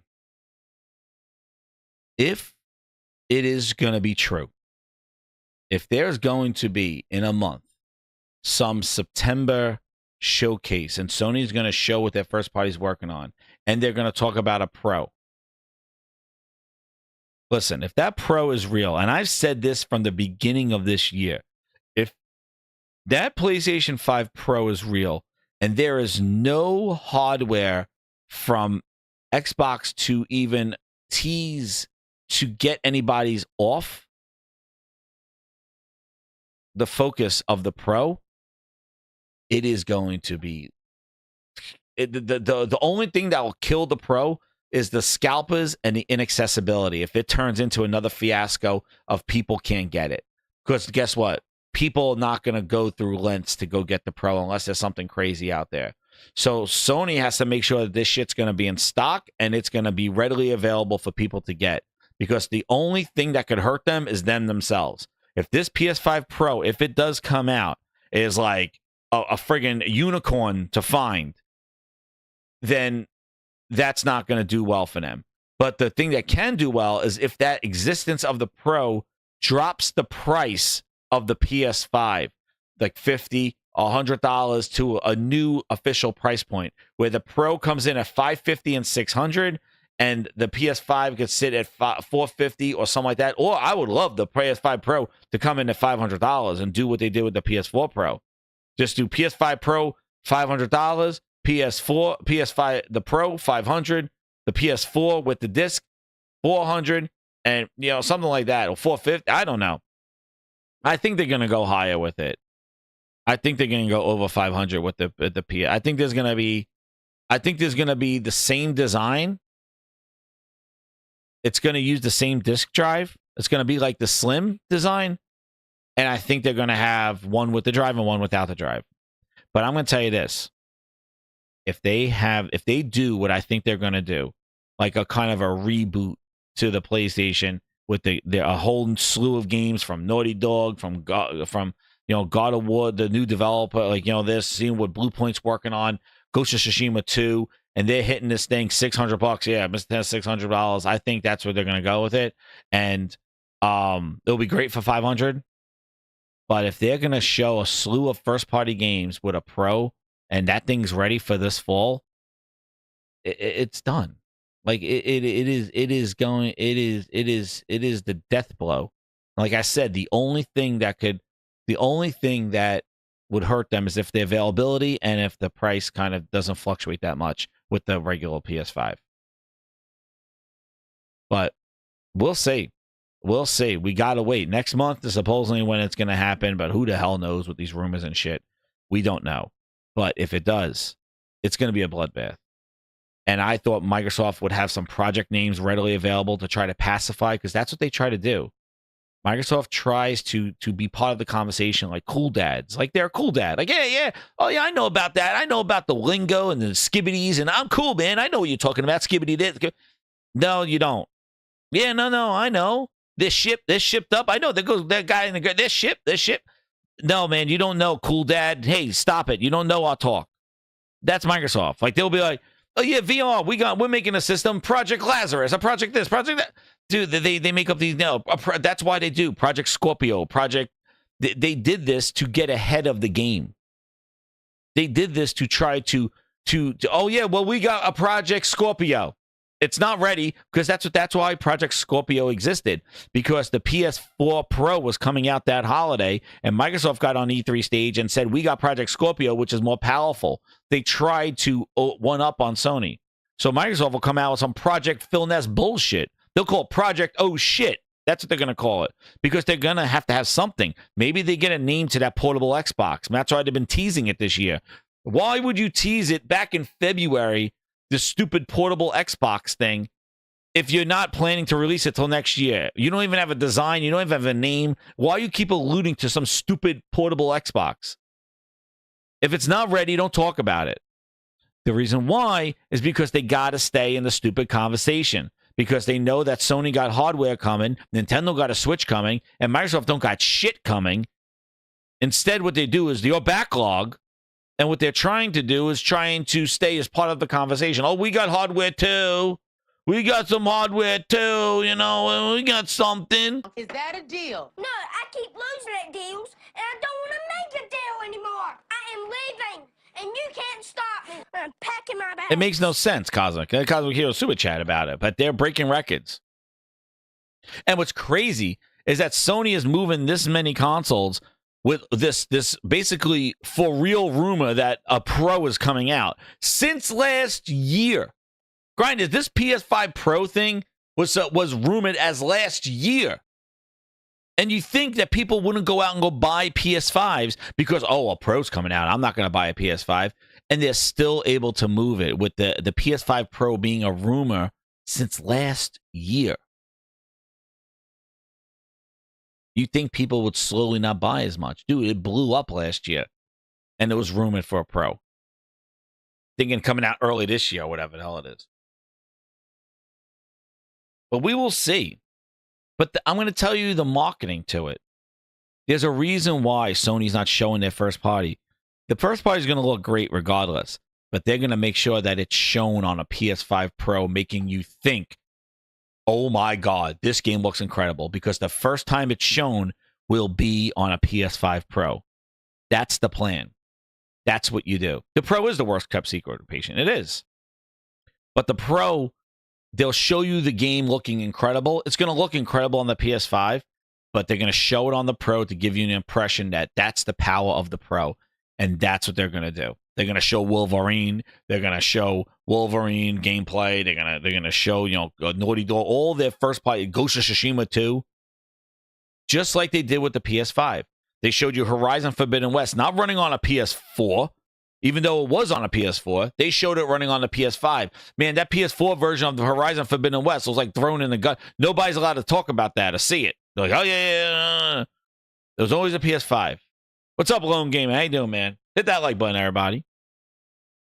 But they will show it all on a Pro because they're going to make you think that that's the power of the Pro. The game looks incredible, and it's running like this on the Pro. They did it with Spider-Man. Venom, exactly. Venom, yeah. They did it with Spider-Man as well. They showed Spider-Man with checkerboard rendering on the PS4 Pro. That's what they did. But the existence of this Pro. And I see, you know, PC Hawk running around with, like, you know, saying, like, you know, these Xbox podcasts are thinking that the Pro is canceled. Dude, they better hope that it's friggin' canceled. But they know exactly what I just said. If a PS5 Pro comes out, it's done, dude. Like, it is done. Because they already lost the power narrative. It's done. The power narrative is gone. Because the Series X doesn't even hold its weight as power. But they know not only if Sony gets a PS5 Pro and has a Pro and a PS5, and the PS5 is already outbeating the Series X, the PS5 Pro is going to be the friggin' haymaker punch to the Series X. Because your Series X is held back by the S. Because they complained about, they're like, oh no, scalability, it's going to work. Scalability, yeah, scalability, my ass. Look at those trees over in Kenya. There's your scalability. You're getting scalability. PlayStation's not getting scalability. We're getting scalability from the PC. You're getting scalability. You're getting built up from Booster. That's what you're getting. You're getting scaled. They think the Pro is canceled, dude. Please. Listen. This whole thing. I don't even want to listen to it because I lose a brain cells from this stuff. Budget based on some of the stuff that's going on. They got the Bungie situation going on. We have a report from I'm going that in July they lost over 50% of their subscribers to their two top tiers of PlayStation Plus. I don't think we're going to see a PlayStation 5 Pro. And I add caveat. Again, I thought Sony was poor to begin with. I thought Sony didn't have the financials to buy anybody. Microsoft was going to outspend them. Sony got no money. Like, please. So that's the basis that they got. The basis is that Sony is in this financial fiasco trouble. Meanwhile, Phil Spencer's the one who had to have a emergency podcast in February talking about how he got to make money. He got to sell some games. He got to put the games on the competition because they got something that they need. Phil was the one crying about money. Phil was the one. Stewart's and all them, we got to make our money back. They're the ones crying after spending $80 friggin' billion. But let's look at Sony's in trouble with the Bungie stuff. Bungie stuff, they basically gutted Bungie to benefit them. To that on the back end, Pixel, why would they release it when they don't have any major first-party games releasing this year that could show off what they're doing? What do you think? PS5 Pro in the fall or nay? I mean, I say nay. There is no reason to put out another console. Let's. I can't. Listen, the thing is, I don't want to. They should be taking whatever effort they have out there. That they have ready. It can happen that they can just scrap the bloody thing, which to me makes the most sense because really I have no idea I have no idea who it's for. I just have never understood what the PS5 Pro is for. What are you talking? Wait a second, dude. That's it. Hagid, I got something for you. Stop. Enough. Stop. Enough. Stop. Enough. Stop. Enough. Stop. Enough. Please, dude. I don't know what is going on. I know that probably that was thrown out there for conversation. Like, I had no problems with booms and all that other stuff, but my God, listen, I know he was putting out this conversation. The thing is, listen, they know that if this thing comes out, the Xbox is on life support right now with its hardware year over year. It's dire. It's done. I'm like, this thing's real. You know it's real. Absolutely 100% This news story kind of confirms it's real, other than the developer disclosure. Listen, the thing is it real? Is it coming out this year? Is it coming out next year? Like, I do see the point in saying, like, hey, if you want to launch this thing with, I think they're going to launch it with some Venom DLC. Like, that's what I think. But listen, the existence of this thing is a thorn in Xbox side because they know the hardware talk. It's done. The hardware is over. It's over. We had Paris just admit with Dusty Bin last week that it's done. It's done, dude. It's over.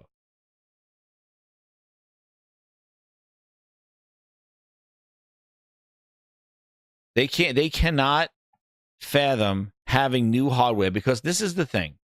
Sony did a Portal, right? Hardware. 2 iterations of their headphones. They've been supporting their platform. And now a Pro, they're evolving their platform with a PS5. This is the thing. They don't want it to be real because it's everything that they want Xbox to do with Xbox. That's the point. So if they don't get it, nobody should get it. They want Sony to treat their PlayStation like like Microsoft is treating their Xbox. And they cannot handle that is different.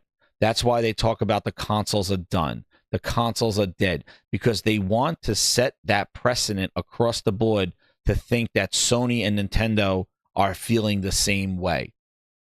Because that will make them justify why the hell Microsoft could give a shit about the console.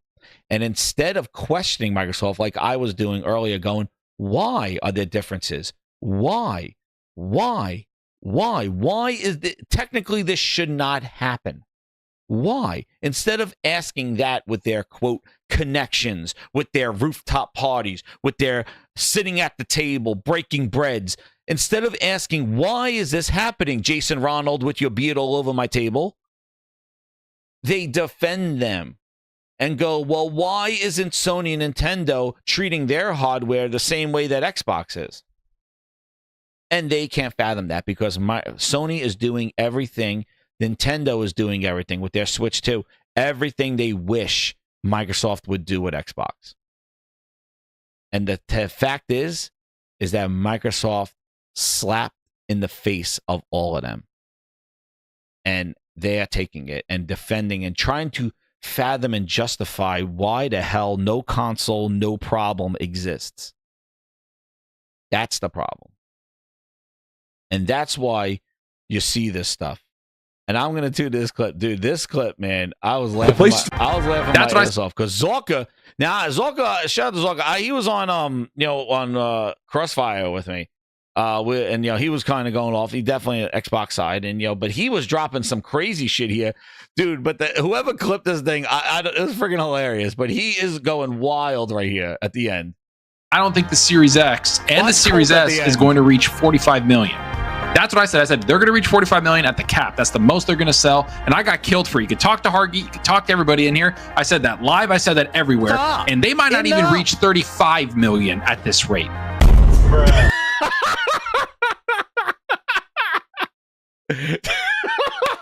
Dude, I don't even know if somebody clipped that with the hands on the face. I don't think.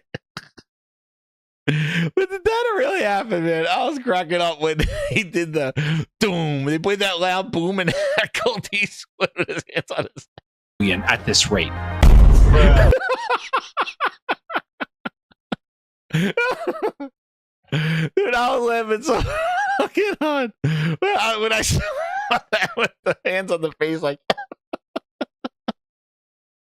that smash cut, dude. I was laughing my ass off. I had to show that because that is hilarious, dude.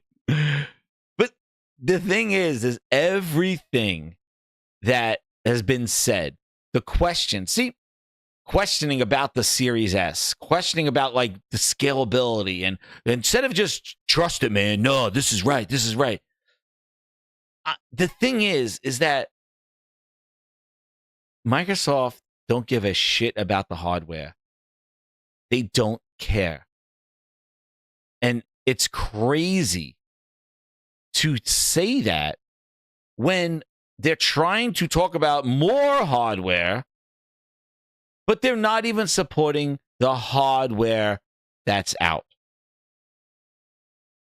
Having Kana look like that. Like, where is the support for the true power of this console? And that's the problem that's going on. So the discrediting of the PS5 Pro, they don't need to do it. Why would they release it? Shout out to the Game Night 123 with the 5. He goes, to be fair, the PS4 Pro launched with no exclusives, just 40 plus already released. Enhanced games. It supposedly sold 14.3 million units by 2020. And this is the thing. I think we all could agree. Thank you, Game Night. I appreciate it. I think we all could agree that the PS5 Pro, that's not the bread and butter. That's not the thing that's going to, propel PlayStation to the next level of millions of sales. It is going to be an upgrade. And it's going to only be like 5-10% probably people will buy it of the install base. It's still going to be the PS5. But that's the thing. Like, the PS5 needs to kind of have some sort of leverage and pricing or something like that with this deal to really kick it into the next level, because they really didn't have a big price drop. They haven't had it. So that's the real thing. Like, this thing is not going to, but the existence of a PS5 Pro and an announcement and a marketing campaign and Sony's next wave of games, because we said it, the frustration's been here for a long time. Where is the first party? They bought Bluepoint. They bought Bluepoint. They bought Housemarque. You're my number one customer. They bought, they got a Naughty Dog canceling friggin' games. Where the hell's their game? They've been making remakes. We got, Corey Balrog stating right before God of War was released, I'm working on something else. Ghost of Tsushima 2 maybe coming. Like, where's that? Like, that they got tons of shit cooking. And we had Wolverine, Insomniac, they're from their leak. Wolverine, all the Spider-Man DLC, the Venom expansion, the Carnage, the X-Men down the line. Like, we saw the roadmap of Insomniac from last year. They got X-Men games lined up after Wolverine that they made. Like, this shit's coming. And that's just sort of the stuff. It's waiting. It's holding it out, right? We know this shit's coming. Well, it's something being worked on. Like, then the Sony's not sitting there with all these studios, Naughty Dog sitting there making movies. Like, I hope not. But we got to see it. So that, and they're using second-party deals. They're using China Project deals with Stalker. They're using other things to fill in their time. service games, things like that, to fill in, to buy them time for when this thing's coming out. You know this.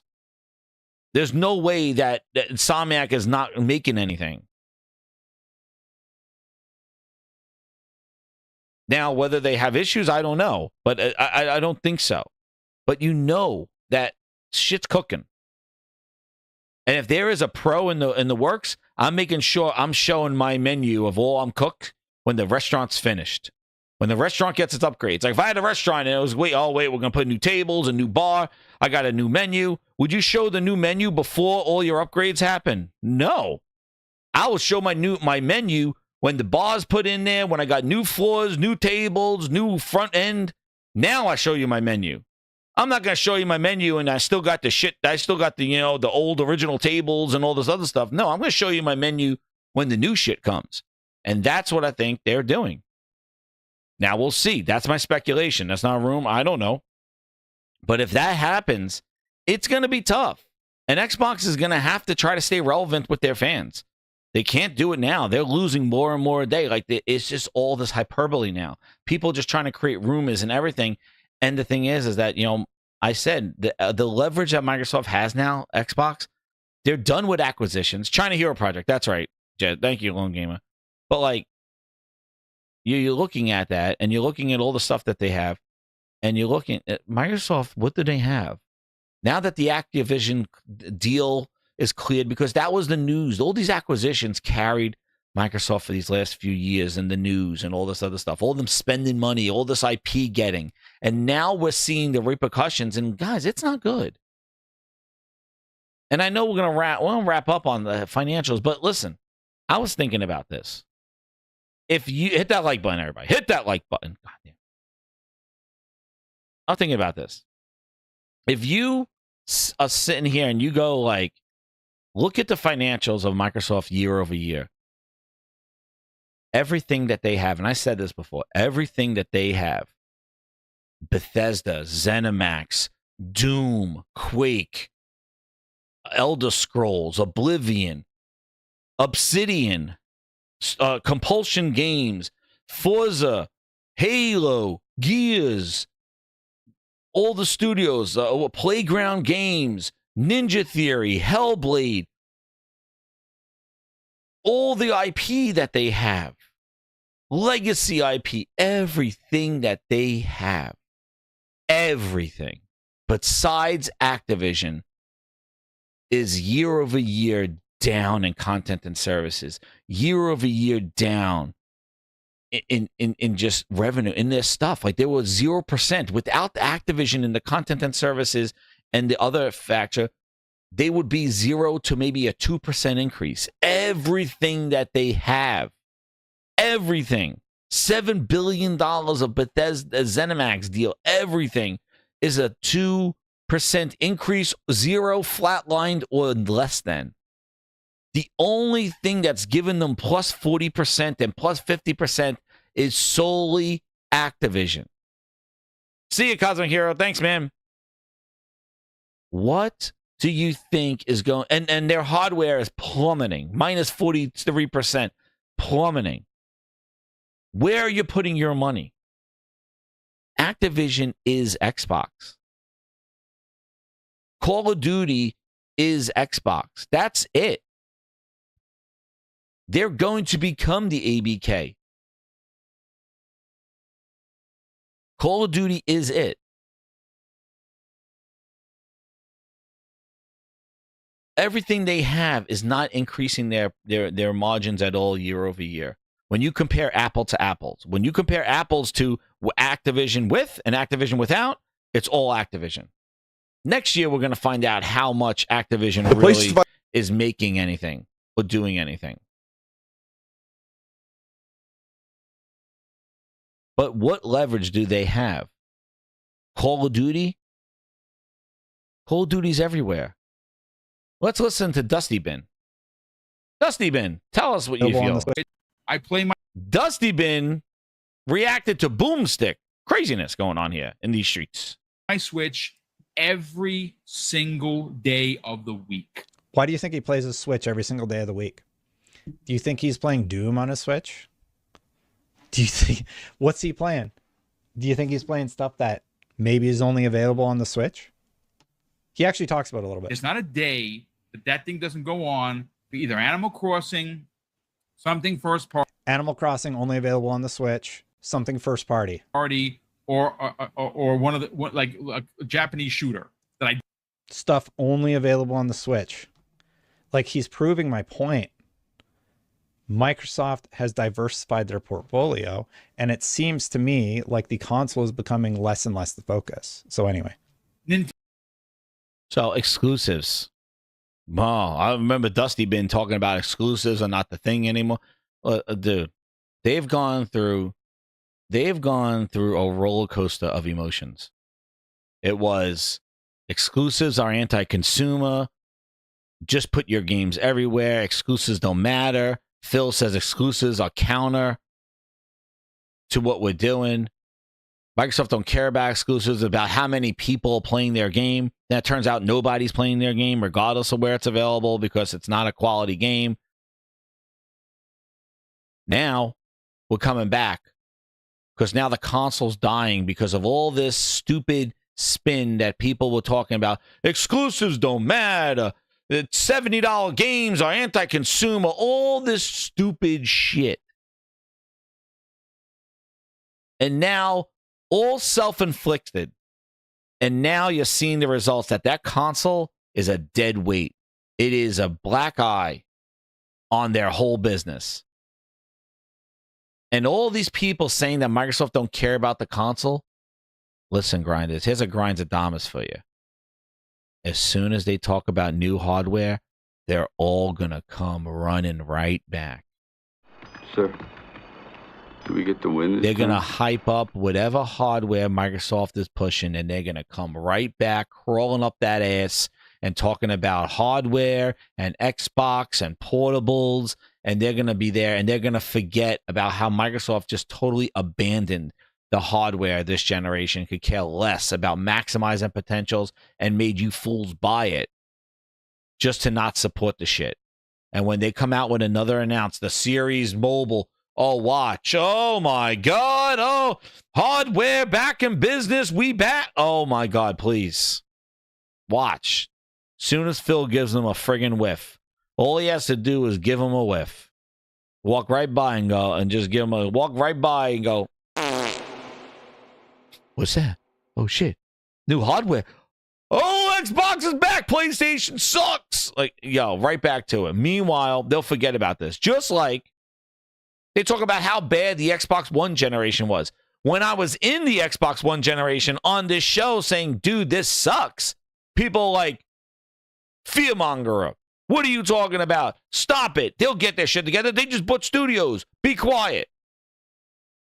But now, ask about Xbox One generation, they go, oh, yeah, it sucked. Dude, it sucked. Xbox One sucked. Oh, yeah, that generation sucked. Well, I think we're better now. No, we're not better now. Oh, but they got Activision and Blizzard, and no, we're not better now.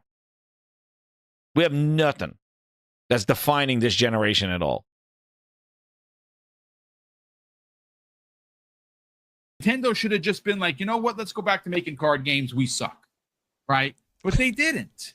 And they released their next piece of hardware that is going to break a record that has been standing for decades.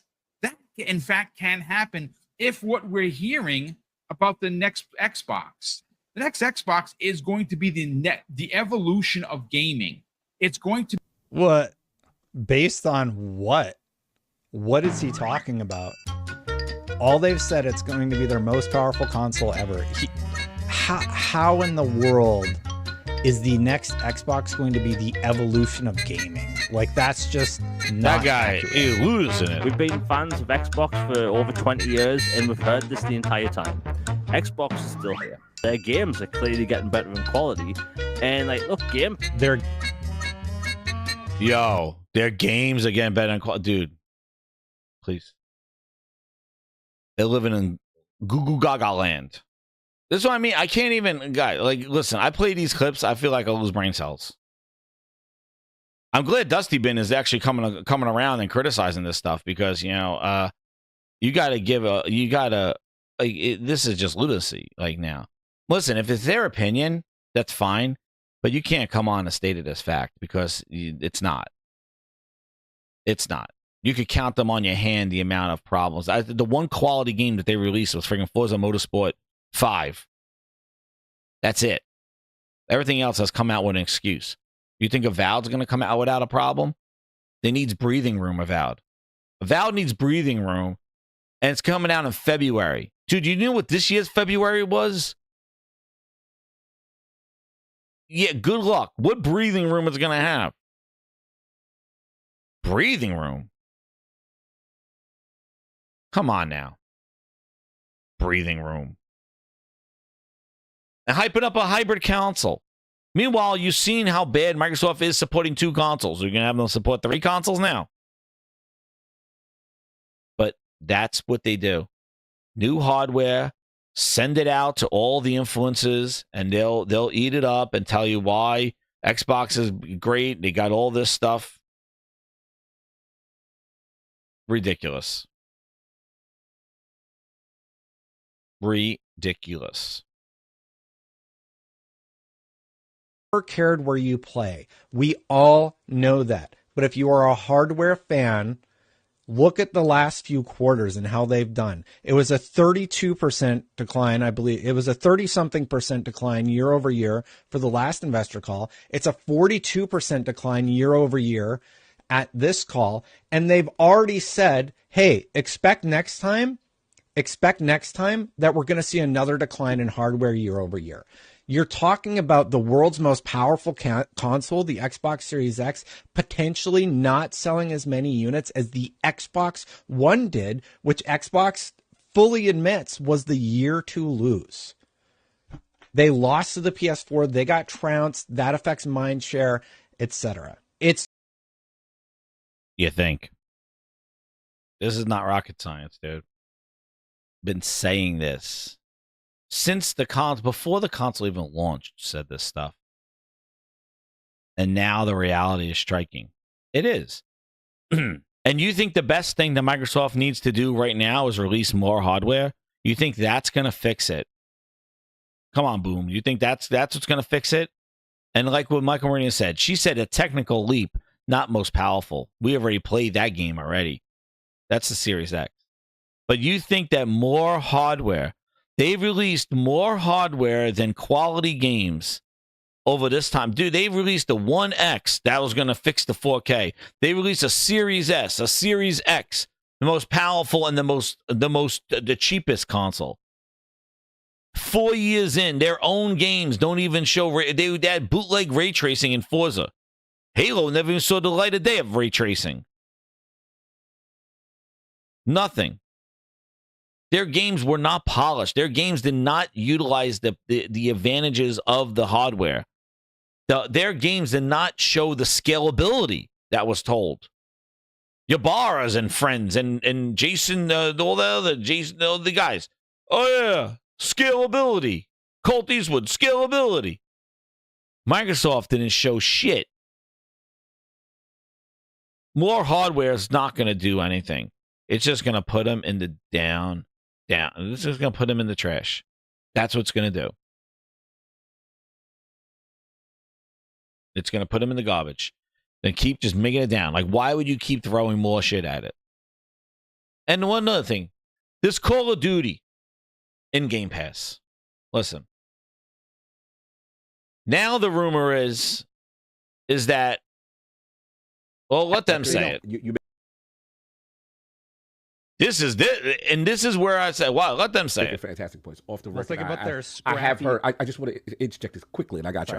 I heard off the record they literally can't do that part with Call of Duty. I actually heard that off the record. I can add context to that, by the way. Can you please?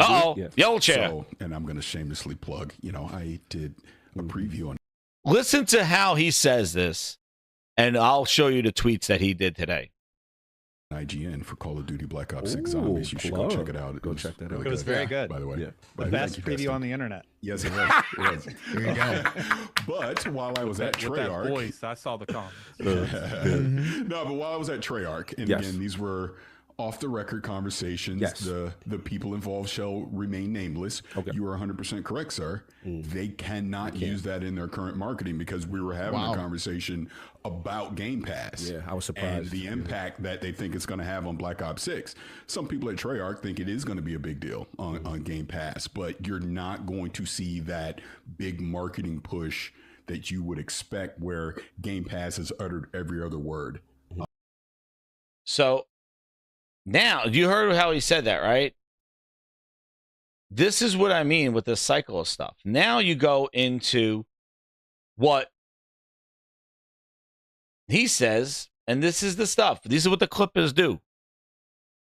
This is what happens. Let's be clear. In this clip, it was other people at the event and not, this is what he says. It was other people at the event and not Treyarch themselves that were discussing Call of Duty on Game Pass. This is being taken out of context. No one at Activision or Xbox has stated this to me. Didn't he say he was at Treyarch and Treyarch was saying this stuff? So now, Nib comes on here and says, wait a second. This is what you said. While I was at Treyarch, these were off-the-record conversations. The people involved shall remain nameless. You're 100% correct. He told old Cog, shout out to Cog, that he was correct, that they were using in the current marketing, that they can't use it.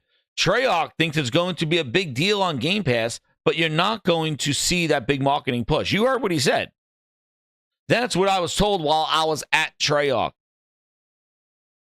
They cannot use it in their current marketing. So then he called them out, and then he goes, Paris goes, you're right. That's what I'm saying.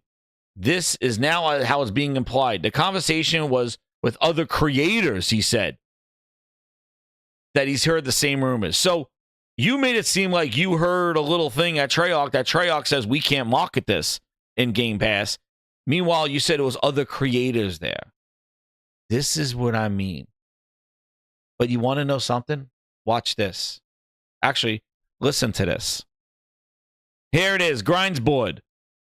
Do you need in-sources? Do you need to be invited to events? I got one little quote here, and it explains it all. And none of them are talking about it.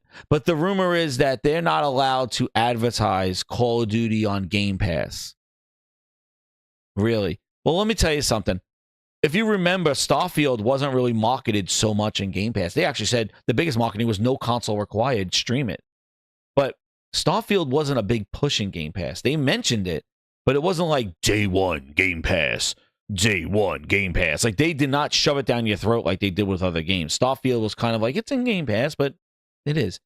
Let me play this little line. I don't need insiders. I don't need to be invited to an event, and Treyarch and Little Birdie told me this. I got a birdie right here on my friggin' grinds board right here. Here's a little birdie. You don't play it? Hit the like button. Here's the little birdie. Listen to this. Black Ops 6 day one Game Pass. Black Ops 6 sweet, right?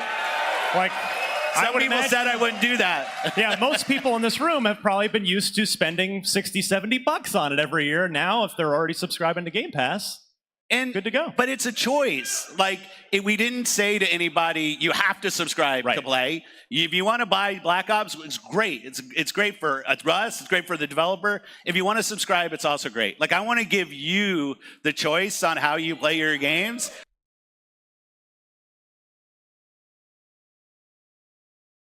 There it is.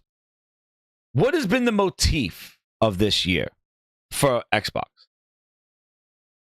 Since January, we need to sell our games. We need to get money for our games. The February show, we need to get what they have. We need to buy. You need to buy. You heard Phil right there. Ryan McCaffrey sealed the deal, zoinks, on the friggin' marketing. He's like, oh, you would just go. He basically told everybody, hey, those guys who want to spend $70, you don't need to. Just pay it in Game Pass. And Phil Spencer could have sat there and said, Ryan, that's exactly what I want them to do. But Phil Spencer did not do that. Instead, he corrected Ryan and said, no. You could buy it. Whoa. You basically, Ryan McCaffrey sealed the deal for you. He said, don't go buy it. get it in Game Pass. He said Black Ops 6 Day 1 Game Pass. And you hear Phil how hot shit he is. Oh, they said I wasn't gonna do it. And then Ryan McCaffrey doubled down and said, good. Those that are gonna buy it, just get it in Game Pass. And Phil corrected him. Black Ops 6 Day 1 Game Pass. Black Ops pretty 6, sweet, dude. right? Hot shit, right, Phil? There he is. Said I wouldn't do that. Now here, Most Ryan people in McCaffrey. this room have probably been used to spending 60, 70 bucks on it every year. what if- Now, if they're already subscribed, Yes, to Ryan, Game that's Pass, right. And good to go. But it's a choice. It's a Like, choice. We didn't say to anybody, you have to subscribe to play. If you want to buy Black Ops, it's great. It's great for us. It's great for the developer. If you want to subscribe, it's also great. Like You hear that? Oh, you buy it. It's great for us. It's great for the developer. But you could also subscribe. Really? Really? The tone of his voice. He corrected, but it's a choice. It's a choice. I'm not telling you to just to don't buy it and subscribe. He's explaining because what they want you is to buy the game. Because why didn't he just say, Ryan, that's exactly what we want to do. Yeah, don't buy the game, get it in Game Pass. Right? And guess what? At the time, Game Pass didn't get its price increase yet. But Phil says right there, he has to buy it. It's buy the, you heard him. But when, through all the years of Game Pass marketing, have they been telling you to buy your games? That's what everybody else has been saying. Buy your games. He's pleading. Exactly, Michael. He's correcting. Well, no, it's about choice. You could, and the way he says it, you could buy your games. It's good for us. It's good for the developer. But you could also subscribe. Oh, but why is you're making a big deal? You come off hot shit about putting your game in Game Pass, saying, they didn't think I was going to do it. And then Ryan McCaffrey doubles down and says, hey, Phil, now people want to pay $67. You don't have to now. Just get it in Game Pass. And instead of Phil going, that's exactly why I put it in Game Pass, so you subscribe. Or that's right, subscribe. It's awesome value. And double down on Ryan's marketing. He didn't. Instead, he corrected him and plead to buy the game. So now you know why they're not going to shove this marketing of Game Pass, because they still want people to buy their game. That's the thing. And then on top of that, this comes in. Shout out to Hip Hop Gamers talking about that clip, saying them two are right, 100% accurate. I could have said they were right because exactly what Phil said during that show, because I picked up on it when I said Phil changed his tone. Phil changed his tone. It's not about subscribe to Game Pass. Now he wants you to buy your games. It's the same message that he sent in February. We have to put our games in other places to sell our game. Look at the marketing that they put behind Sea of Thieves. Look at what they did when they went to PlayStation. It was a whole different Microsoft. Now, he goes like this. Hip Hop Gamer says this. I'm pretty sure they know more than what they're saying. He says, let's just say timing is everything, and PlayStation has great timing. Everyone will know soon enough. Soon enough. Sales matter. I'll leave it like that.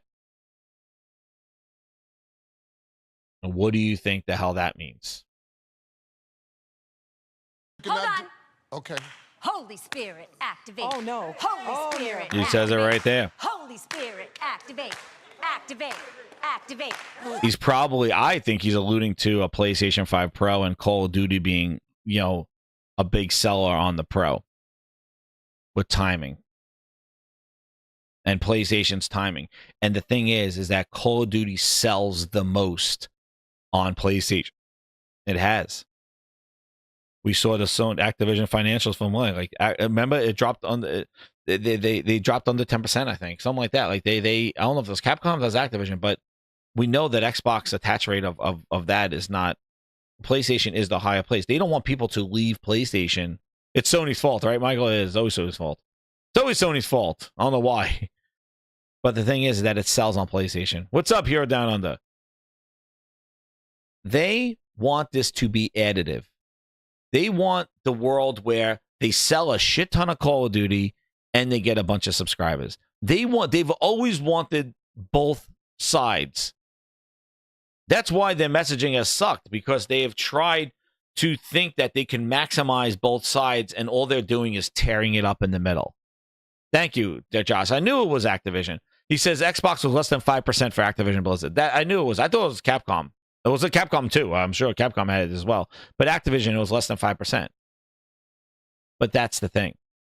They want it to sell, and they don't want people to not buy the game. They want people to buy the game. That's why they're not pushing for Game Pass. But they're always trying to turn it into like, oh, wow, Sony still has the marketing. And this is the foolery of the whole Activision deal. You mean you spend, and this is where the fans go crazy. See you, Richard, man. This is where the fans go crazy. It's like, wait, we just cheered and rooted for you to spend $80 billion, and now you can't even go and celebrate. I even said this back in May, right? I said this back in May. The announcement of Call of Duty in Game Pass was strange. I said this back in May. I said it on the May. I was like, one of the shows in May. I was like, let me go to this thing. They announced it in May. And they announced it almost a month before the showcase. And I thought that that was so strange. Why would they do that? May 28th, they had a tweet and they said Call of Duty coming to Game Pass. I thought it was so strange because I was like, wait, they haven't shown the game yet. They have a whole showcase after their showcase just for Call of Duty. Why wouldn't you show the game and then at the end of that showcase go, boom, coming to Game Pass? It'll have much more impact because you see the game, you're hyped up about it, and then the final thing is, boom, coming to Game Pass. Why would you take the wind out of your own sails 2.5 to 3 weeks prior and just say, yeah, Call of Duty's coming to Game Pass? Before you have a whole showcase coming. Call of Duty was the main part of that showcase, the second half of it. I would think that that would be more impactful announcement if you wanted people to be hyped about Game Pass. But instead, they kept it outside of that gaming site, outside of that showcase. They mentioned it, but it wasn't like the big news item because they had already announced it low key on the 28th of May. Strange, right? It could just be poor marketing and them just being fools. But I called that out. I was like, why would you announce this? Back at that Call of Duty and Game Pass show, I was like, why would you announce this before the show? Like, I would have that as like a one last thing. Oh, and it's coming to Game Pass day one. Boom. Wow, that's a big announcement. And trust me, if that announcement came out after they showed the game, I think it wouldn't much have a bigger impact. Instead of just like doing, oh yeah, yeah, it's coming. The shift has been this whole year. They've been wanting you to buy your games. Black Ops 6 day one Game Pass. Black Ops 6, sweet, dude. right? Like, Some people said I wouldn't do that. Yeah, most people in this room have probably been used to spending $60-$70 on it every year. Now, if they're already subscribing to Game Pass, and good to go. But it's a choice. Like, we didn't say to anybody, you have to subscribe to play. If you want to buy Black Ops, it's great. It's great for us. It's great for the developer. If you want to subscribe, it's also great. Like, I want to give you the choice on how you play your games and who you play with, and not try to do slimy platform things to like force increasing you the to price. do what I want you to do. Give the players choice. Yeah, and increase the price right after that. Slimy son of a bitch. But you hear it in the tone. You see it. He had to correct him. And that was my point. And I think that's the reason why the marketing is there. It's not no Treyarch rumors or developers like they're not going to do it. They're going to mention it, but they want you to buy the game. They don't want this mass exodus of low sales of Call of Duty and people subscribing because they make more money, make their $80 billion back by people buying their game. And to back that up as well, we have our good friend, Mr. Anti-Game Pass, Strauss-Zelnick stating right here that he thinks it's lunacy. He says that, quote, Strauss-Zelnick, Take-Two, says, although Call of Duty might boost Game Pass for a period of time, Take-Two still won't put its new games into the service because it makes rational decisions. He says putting Call of Duty in Game Pass is irrational. It is. A game that will sell, you put it in a service, you're going to have people that are not doing it. But the thing is, and I read, man, like this stuff is wild. And I said it, yeah, right? I said before, but Call of Duty comes, and that's right, Niku, I said that back at that show in May. I was like, well, since they're announcing it now in Game Pass, a price increase is coming. That's what I said. But and I said, it's a double bet. It's a bet throwing it in Game Pass. Like, it is a friggin', you could get it for $11 on PC Game Pass, dude. It is a double whammy. It is crazy. They are doubling down on it. And I'm telling you, I'm telling you right now, another Grindonomics right now. I'm telling you right now, if this Call of Duty Game Pass does some sort of weird, like this is not one of the most played or the most selling Call of Duty, I think it's gonna have a big. I think they're doing a lot this time, and last year was such a mess.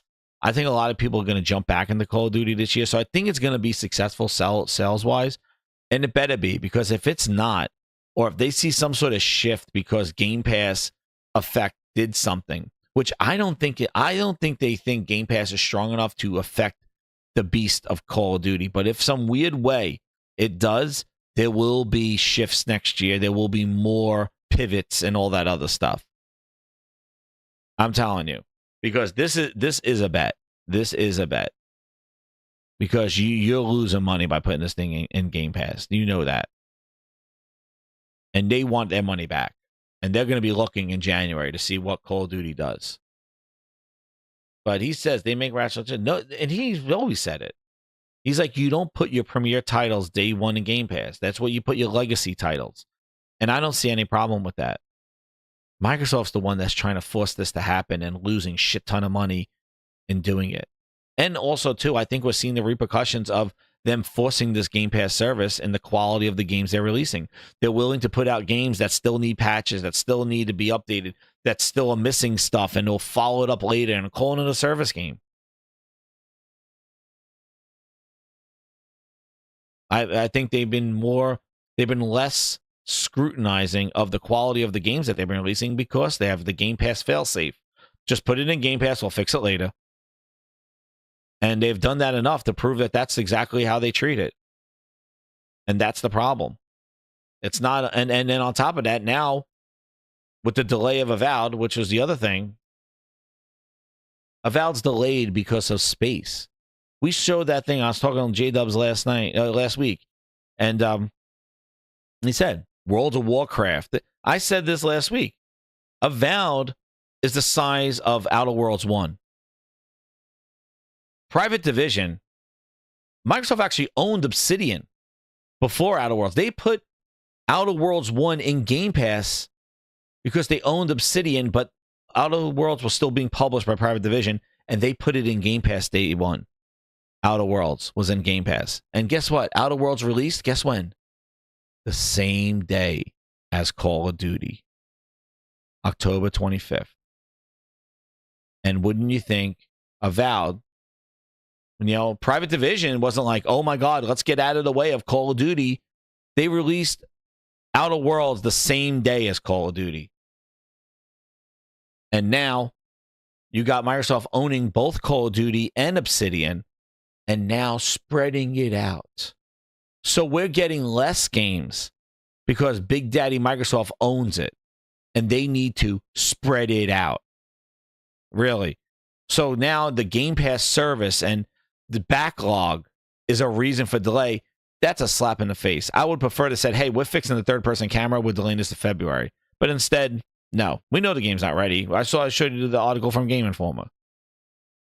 But the point is that when Microsoft didn't own the whole friggin' gaming industry, they put Outer Worlds the same day as Call of Duty. There you go, 2 different games. But Avowed, which is different than Call of Duty, needs room.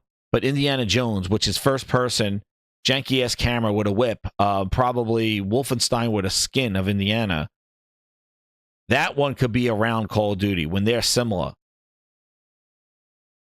In first, but Avowed isn't. But now, just because they got all the same daddy, it needs to be spread thin, spread out. So Game Pass effect, yet again.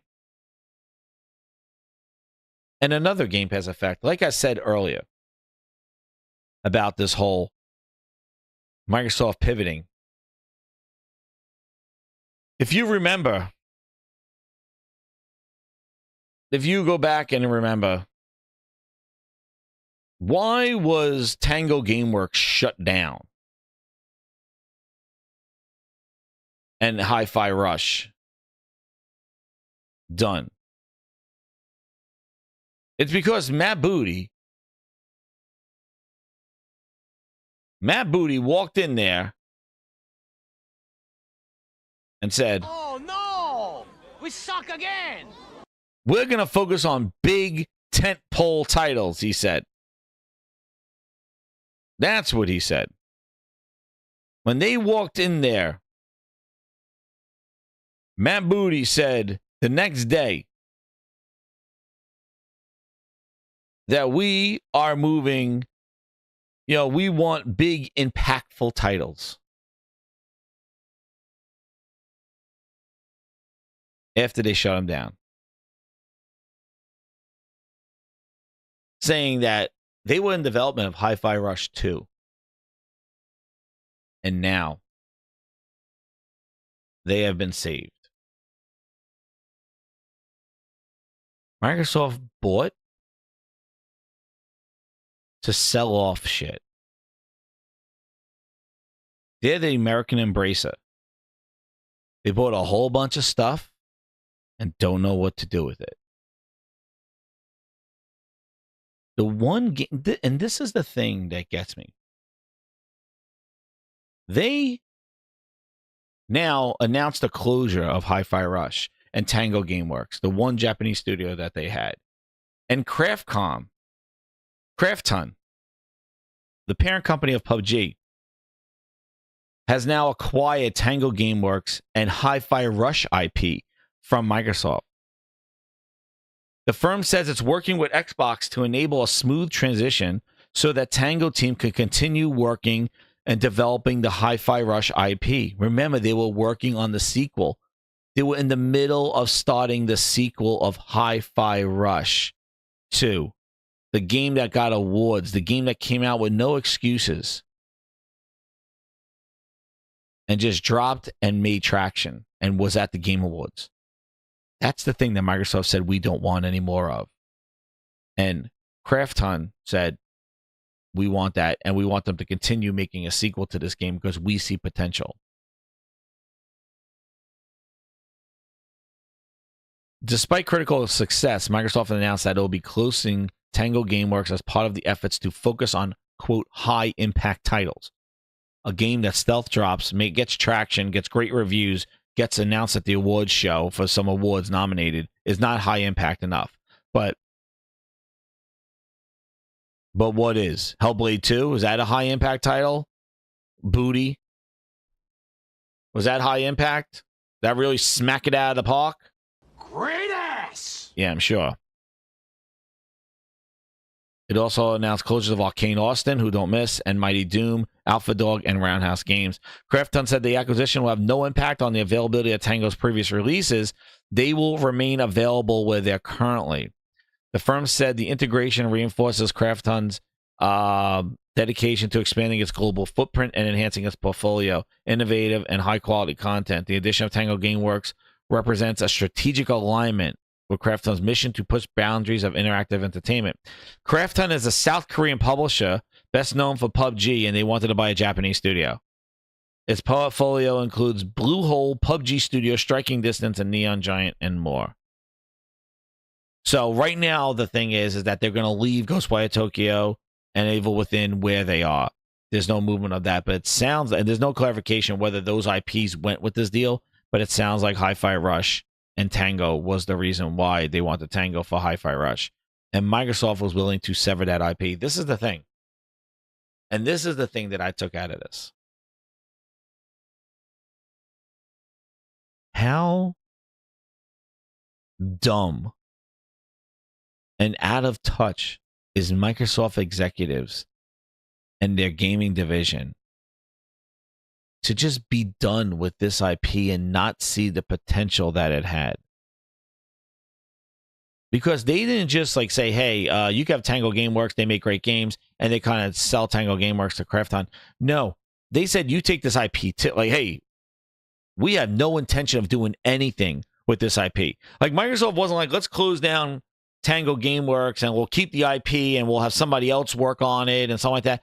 They had no intention of using this IP. That's the take home I get. That they did not find Hi-Fi Rush IP to be any sort of value to build upon at all. That they were saying, take it. It wasn't even like we're shutting down Tango and we'll keep Hi-Fi Rush IP to do something with it. No, they're like, take Tango and take this IP with you. Do something with it. We're not doing anything with it.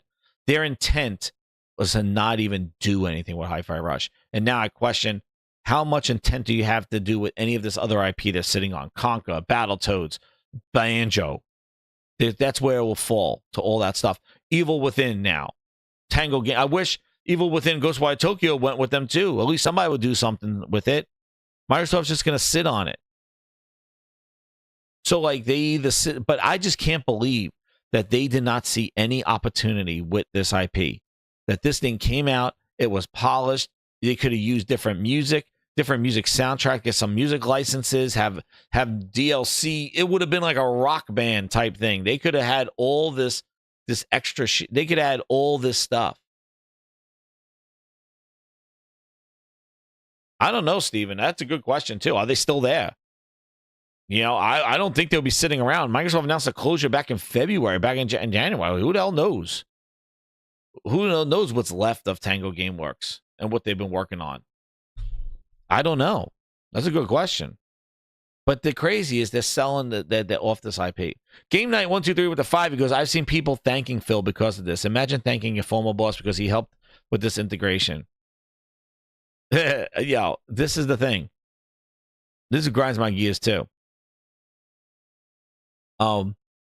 This would never have been a problem if Microsoft never laid them off in the first place and made the stupid decision to do that. You're my #1 customer. So the thing is that Microsoft didn't lay off Tango GameWorks and give them jobs within other studios, like didn't give them like something else to work on, or keep Hi-Fi Rush still in development and just say, unfortunately, we can't sustain open studio, but we want to do something on Hi-Fi Rush. We're going to give it to somebody else or take a team and still develop Hi-Fi Rush. They wanted nothing to do with it. Shut it down, end it, done. And Krafton found potential and saw potential in this IP and the talent of Tango GameWorks, and they will live on. And that's the difference here.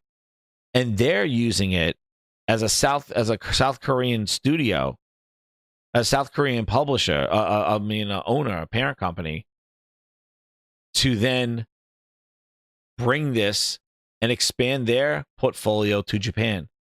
They're using it, what Microsoft needed to use, to kind of build upon this, use your Japanese developer, get some traction in Japan, use this IP.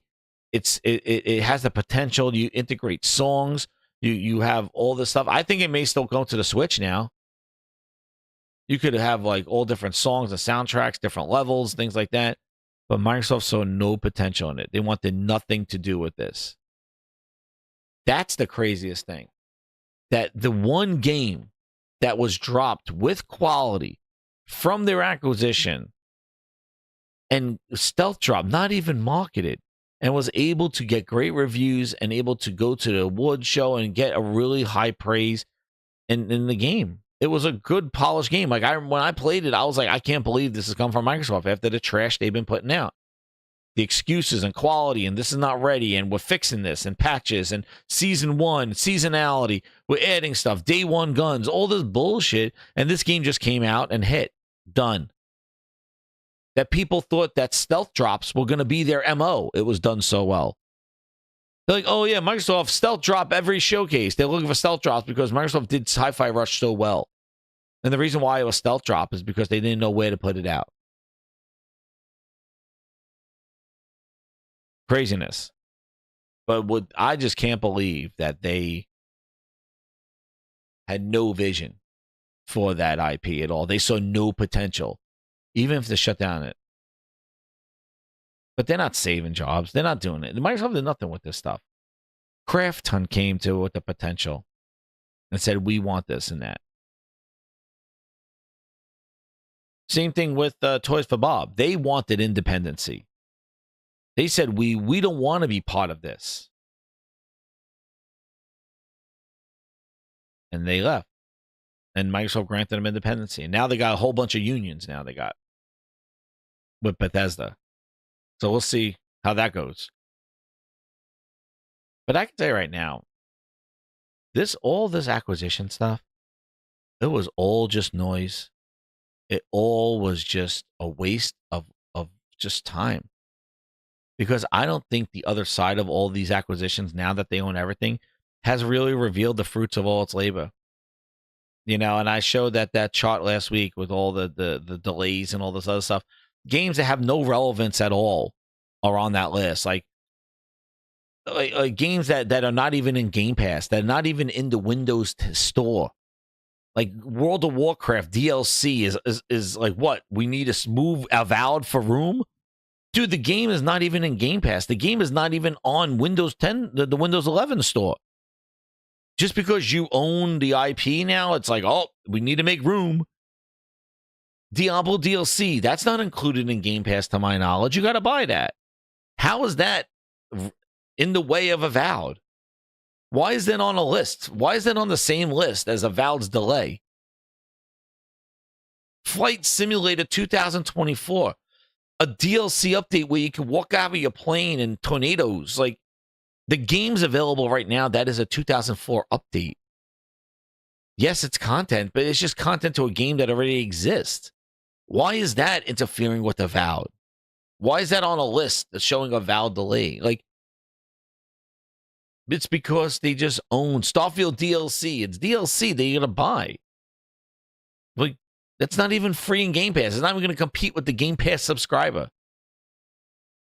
And what? You're going to keep Indiana Jones? When? I heard somebody go, they want Indiana Jones to move up to be a Game of the Year contender. What? What? Let's move Indiana Jones up to closer to Call of Duty because it's Game of the Year to be in Jeff Keighley Awards? Oh no! We suck again! I'm in shock. Holy Spirit, activate. Move it up. Holy Spirit, activate. Holy Spirit, activate. Activate. Activate. Listen, Indiana Jones is not doing anything crazy. Are you kidding me? It's not even like a death loop where there's new mechanics or something. Dude, there is nothing. The game is like a skin. Like it has there's no like, these are next gen whip physics. There's no whip physics. Goddamn Last of Us had better rope physics than the whip in Indiana Jones. I don't understand it.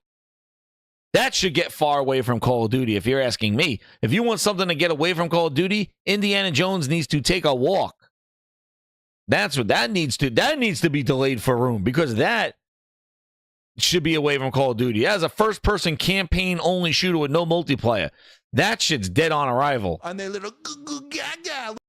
That Indy needs to get the hell out of there. Uncharted rope physics. Yeah, come on. It's a reskinned goddamn Machine Games game. Well, I have no, like, that game does not look impressive. the janky third-person camera. It's already pissed me off. That's not third-person like Uncharted, like an Indiana Jones game should be. It's first-person with a first-person whip. Oh, God. And then pulls in when you swing. It looks goofy as hell. Like, it does not look good. And the June showcase did not show any more innovative gameplay. Instead, they showed a whole friggin' cutscene of the snow level that I'm going to hit X to skip. So I don't know what the hell their plan is with this game. But that's a game that needs to be moved from Call of Duty. Not moved up, not near it. No November to meet the Keeley Awards, because I ain't going to win shit at the Keeleys. I have no... Indiana Jones, nah, man. There's no hype for Indiana Jones. There's no, like, the movie didn't do anything. It doesn't have like a pop culture that's going to pull it in from recent movies. For nostalgia, yes. But there's a lot, like, I don't know. And then, are they going to capture that nostalgia? I don't know. But I don't from the gameplay, I don't see Indiana Jones, man. I wanted to be a third person shooting, whipping, like really cool rope physics, and the whip has a dynamic physics, like it, and it going into first person really throws me off. Because Indiana Jones is not really a shooter. Like he's not having he don't shoot all the time. He shoots a couple of times. Not running around shooting people. It's not a first person shooter. So I don't know. We'll see. But it doesn't have something like, there's no like big movie that's coming out that they're hyped for that's going to kind of propel this game into the next level with like pop culture hype. It's going to be a nostalgia. That's what it's going to be. I'm talking more current stuff. But we will see.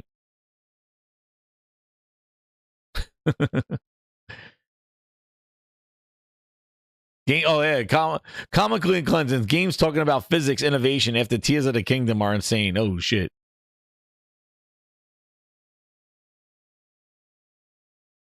Vex says the Uncharted movie made more money than the indie movie. Yeah, I didn't see that indie movie. It feels jarring and disjointed. When he was crawling up that that drain pipe, man, and went to third person, it looked a little rough. And they didn't do anything improved in June. And we saw all this in January. And then in June. I don't know, man. And it has no release date. And we're sitting here in August. Where's the release date for that and Starfield? I don't know. And I think Indiana Jones in December, I don't know. I think that's a fart in the wind. But we will see. But grinders, we got through all the topics. My throat is parched. I'm glad the mic worked. This is our first mic test. I want to shout out to all the new members using that emoji. Definitely thank you to all the gifted and also all the super chats. I really appreciate it. We're going to keep it going.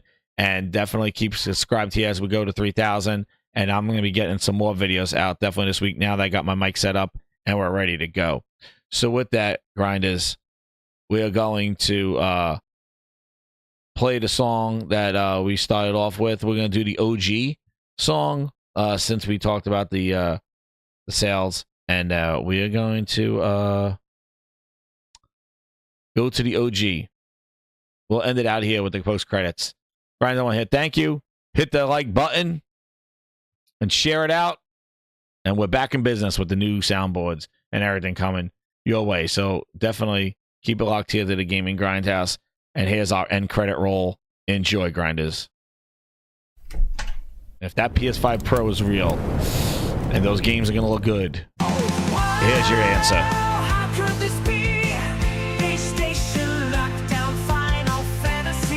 Hit that like button, grinders!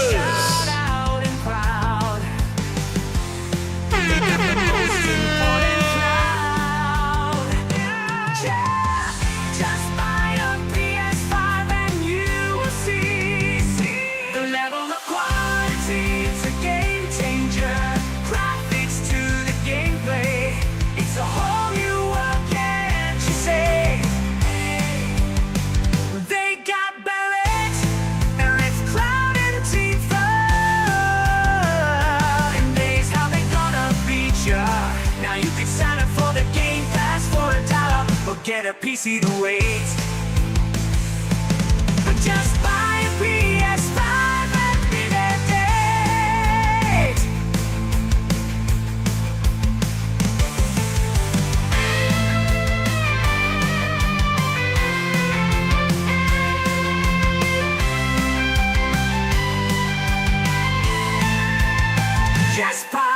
PS5 and you will see the level of quality. It's a game changer. From the graphics to the gameplay, it's a whole new world, can't you say? I'm tired of the same old game, playing on repeat. Gotta break free, gotta find something sweet. Then I heard about a brand new thing, a gleaming dream. PS5,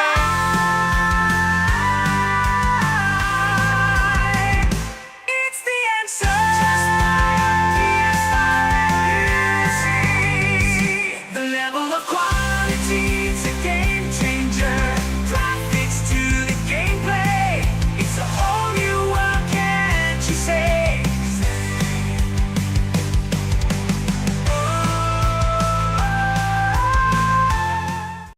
And thank you again, Grinders. Shout out to all of you. Hit that like button, Gaming Grindhouse Music.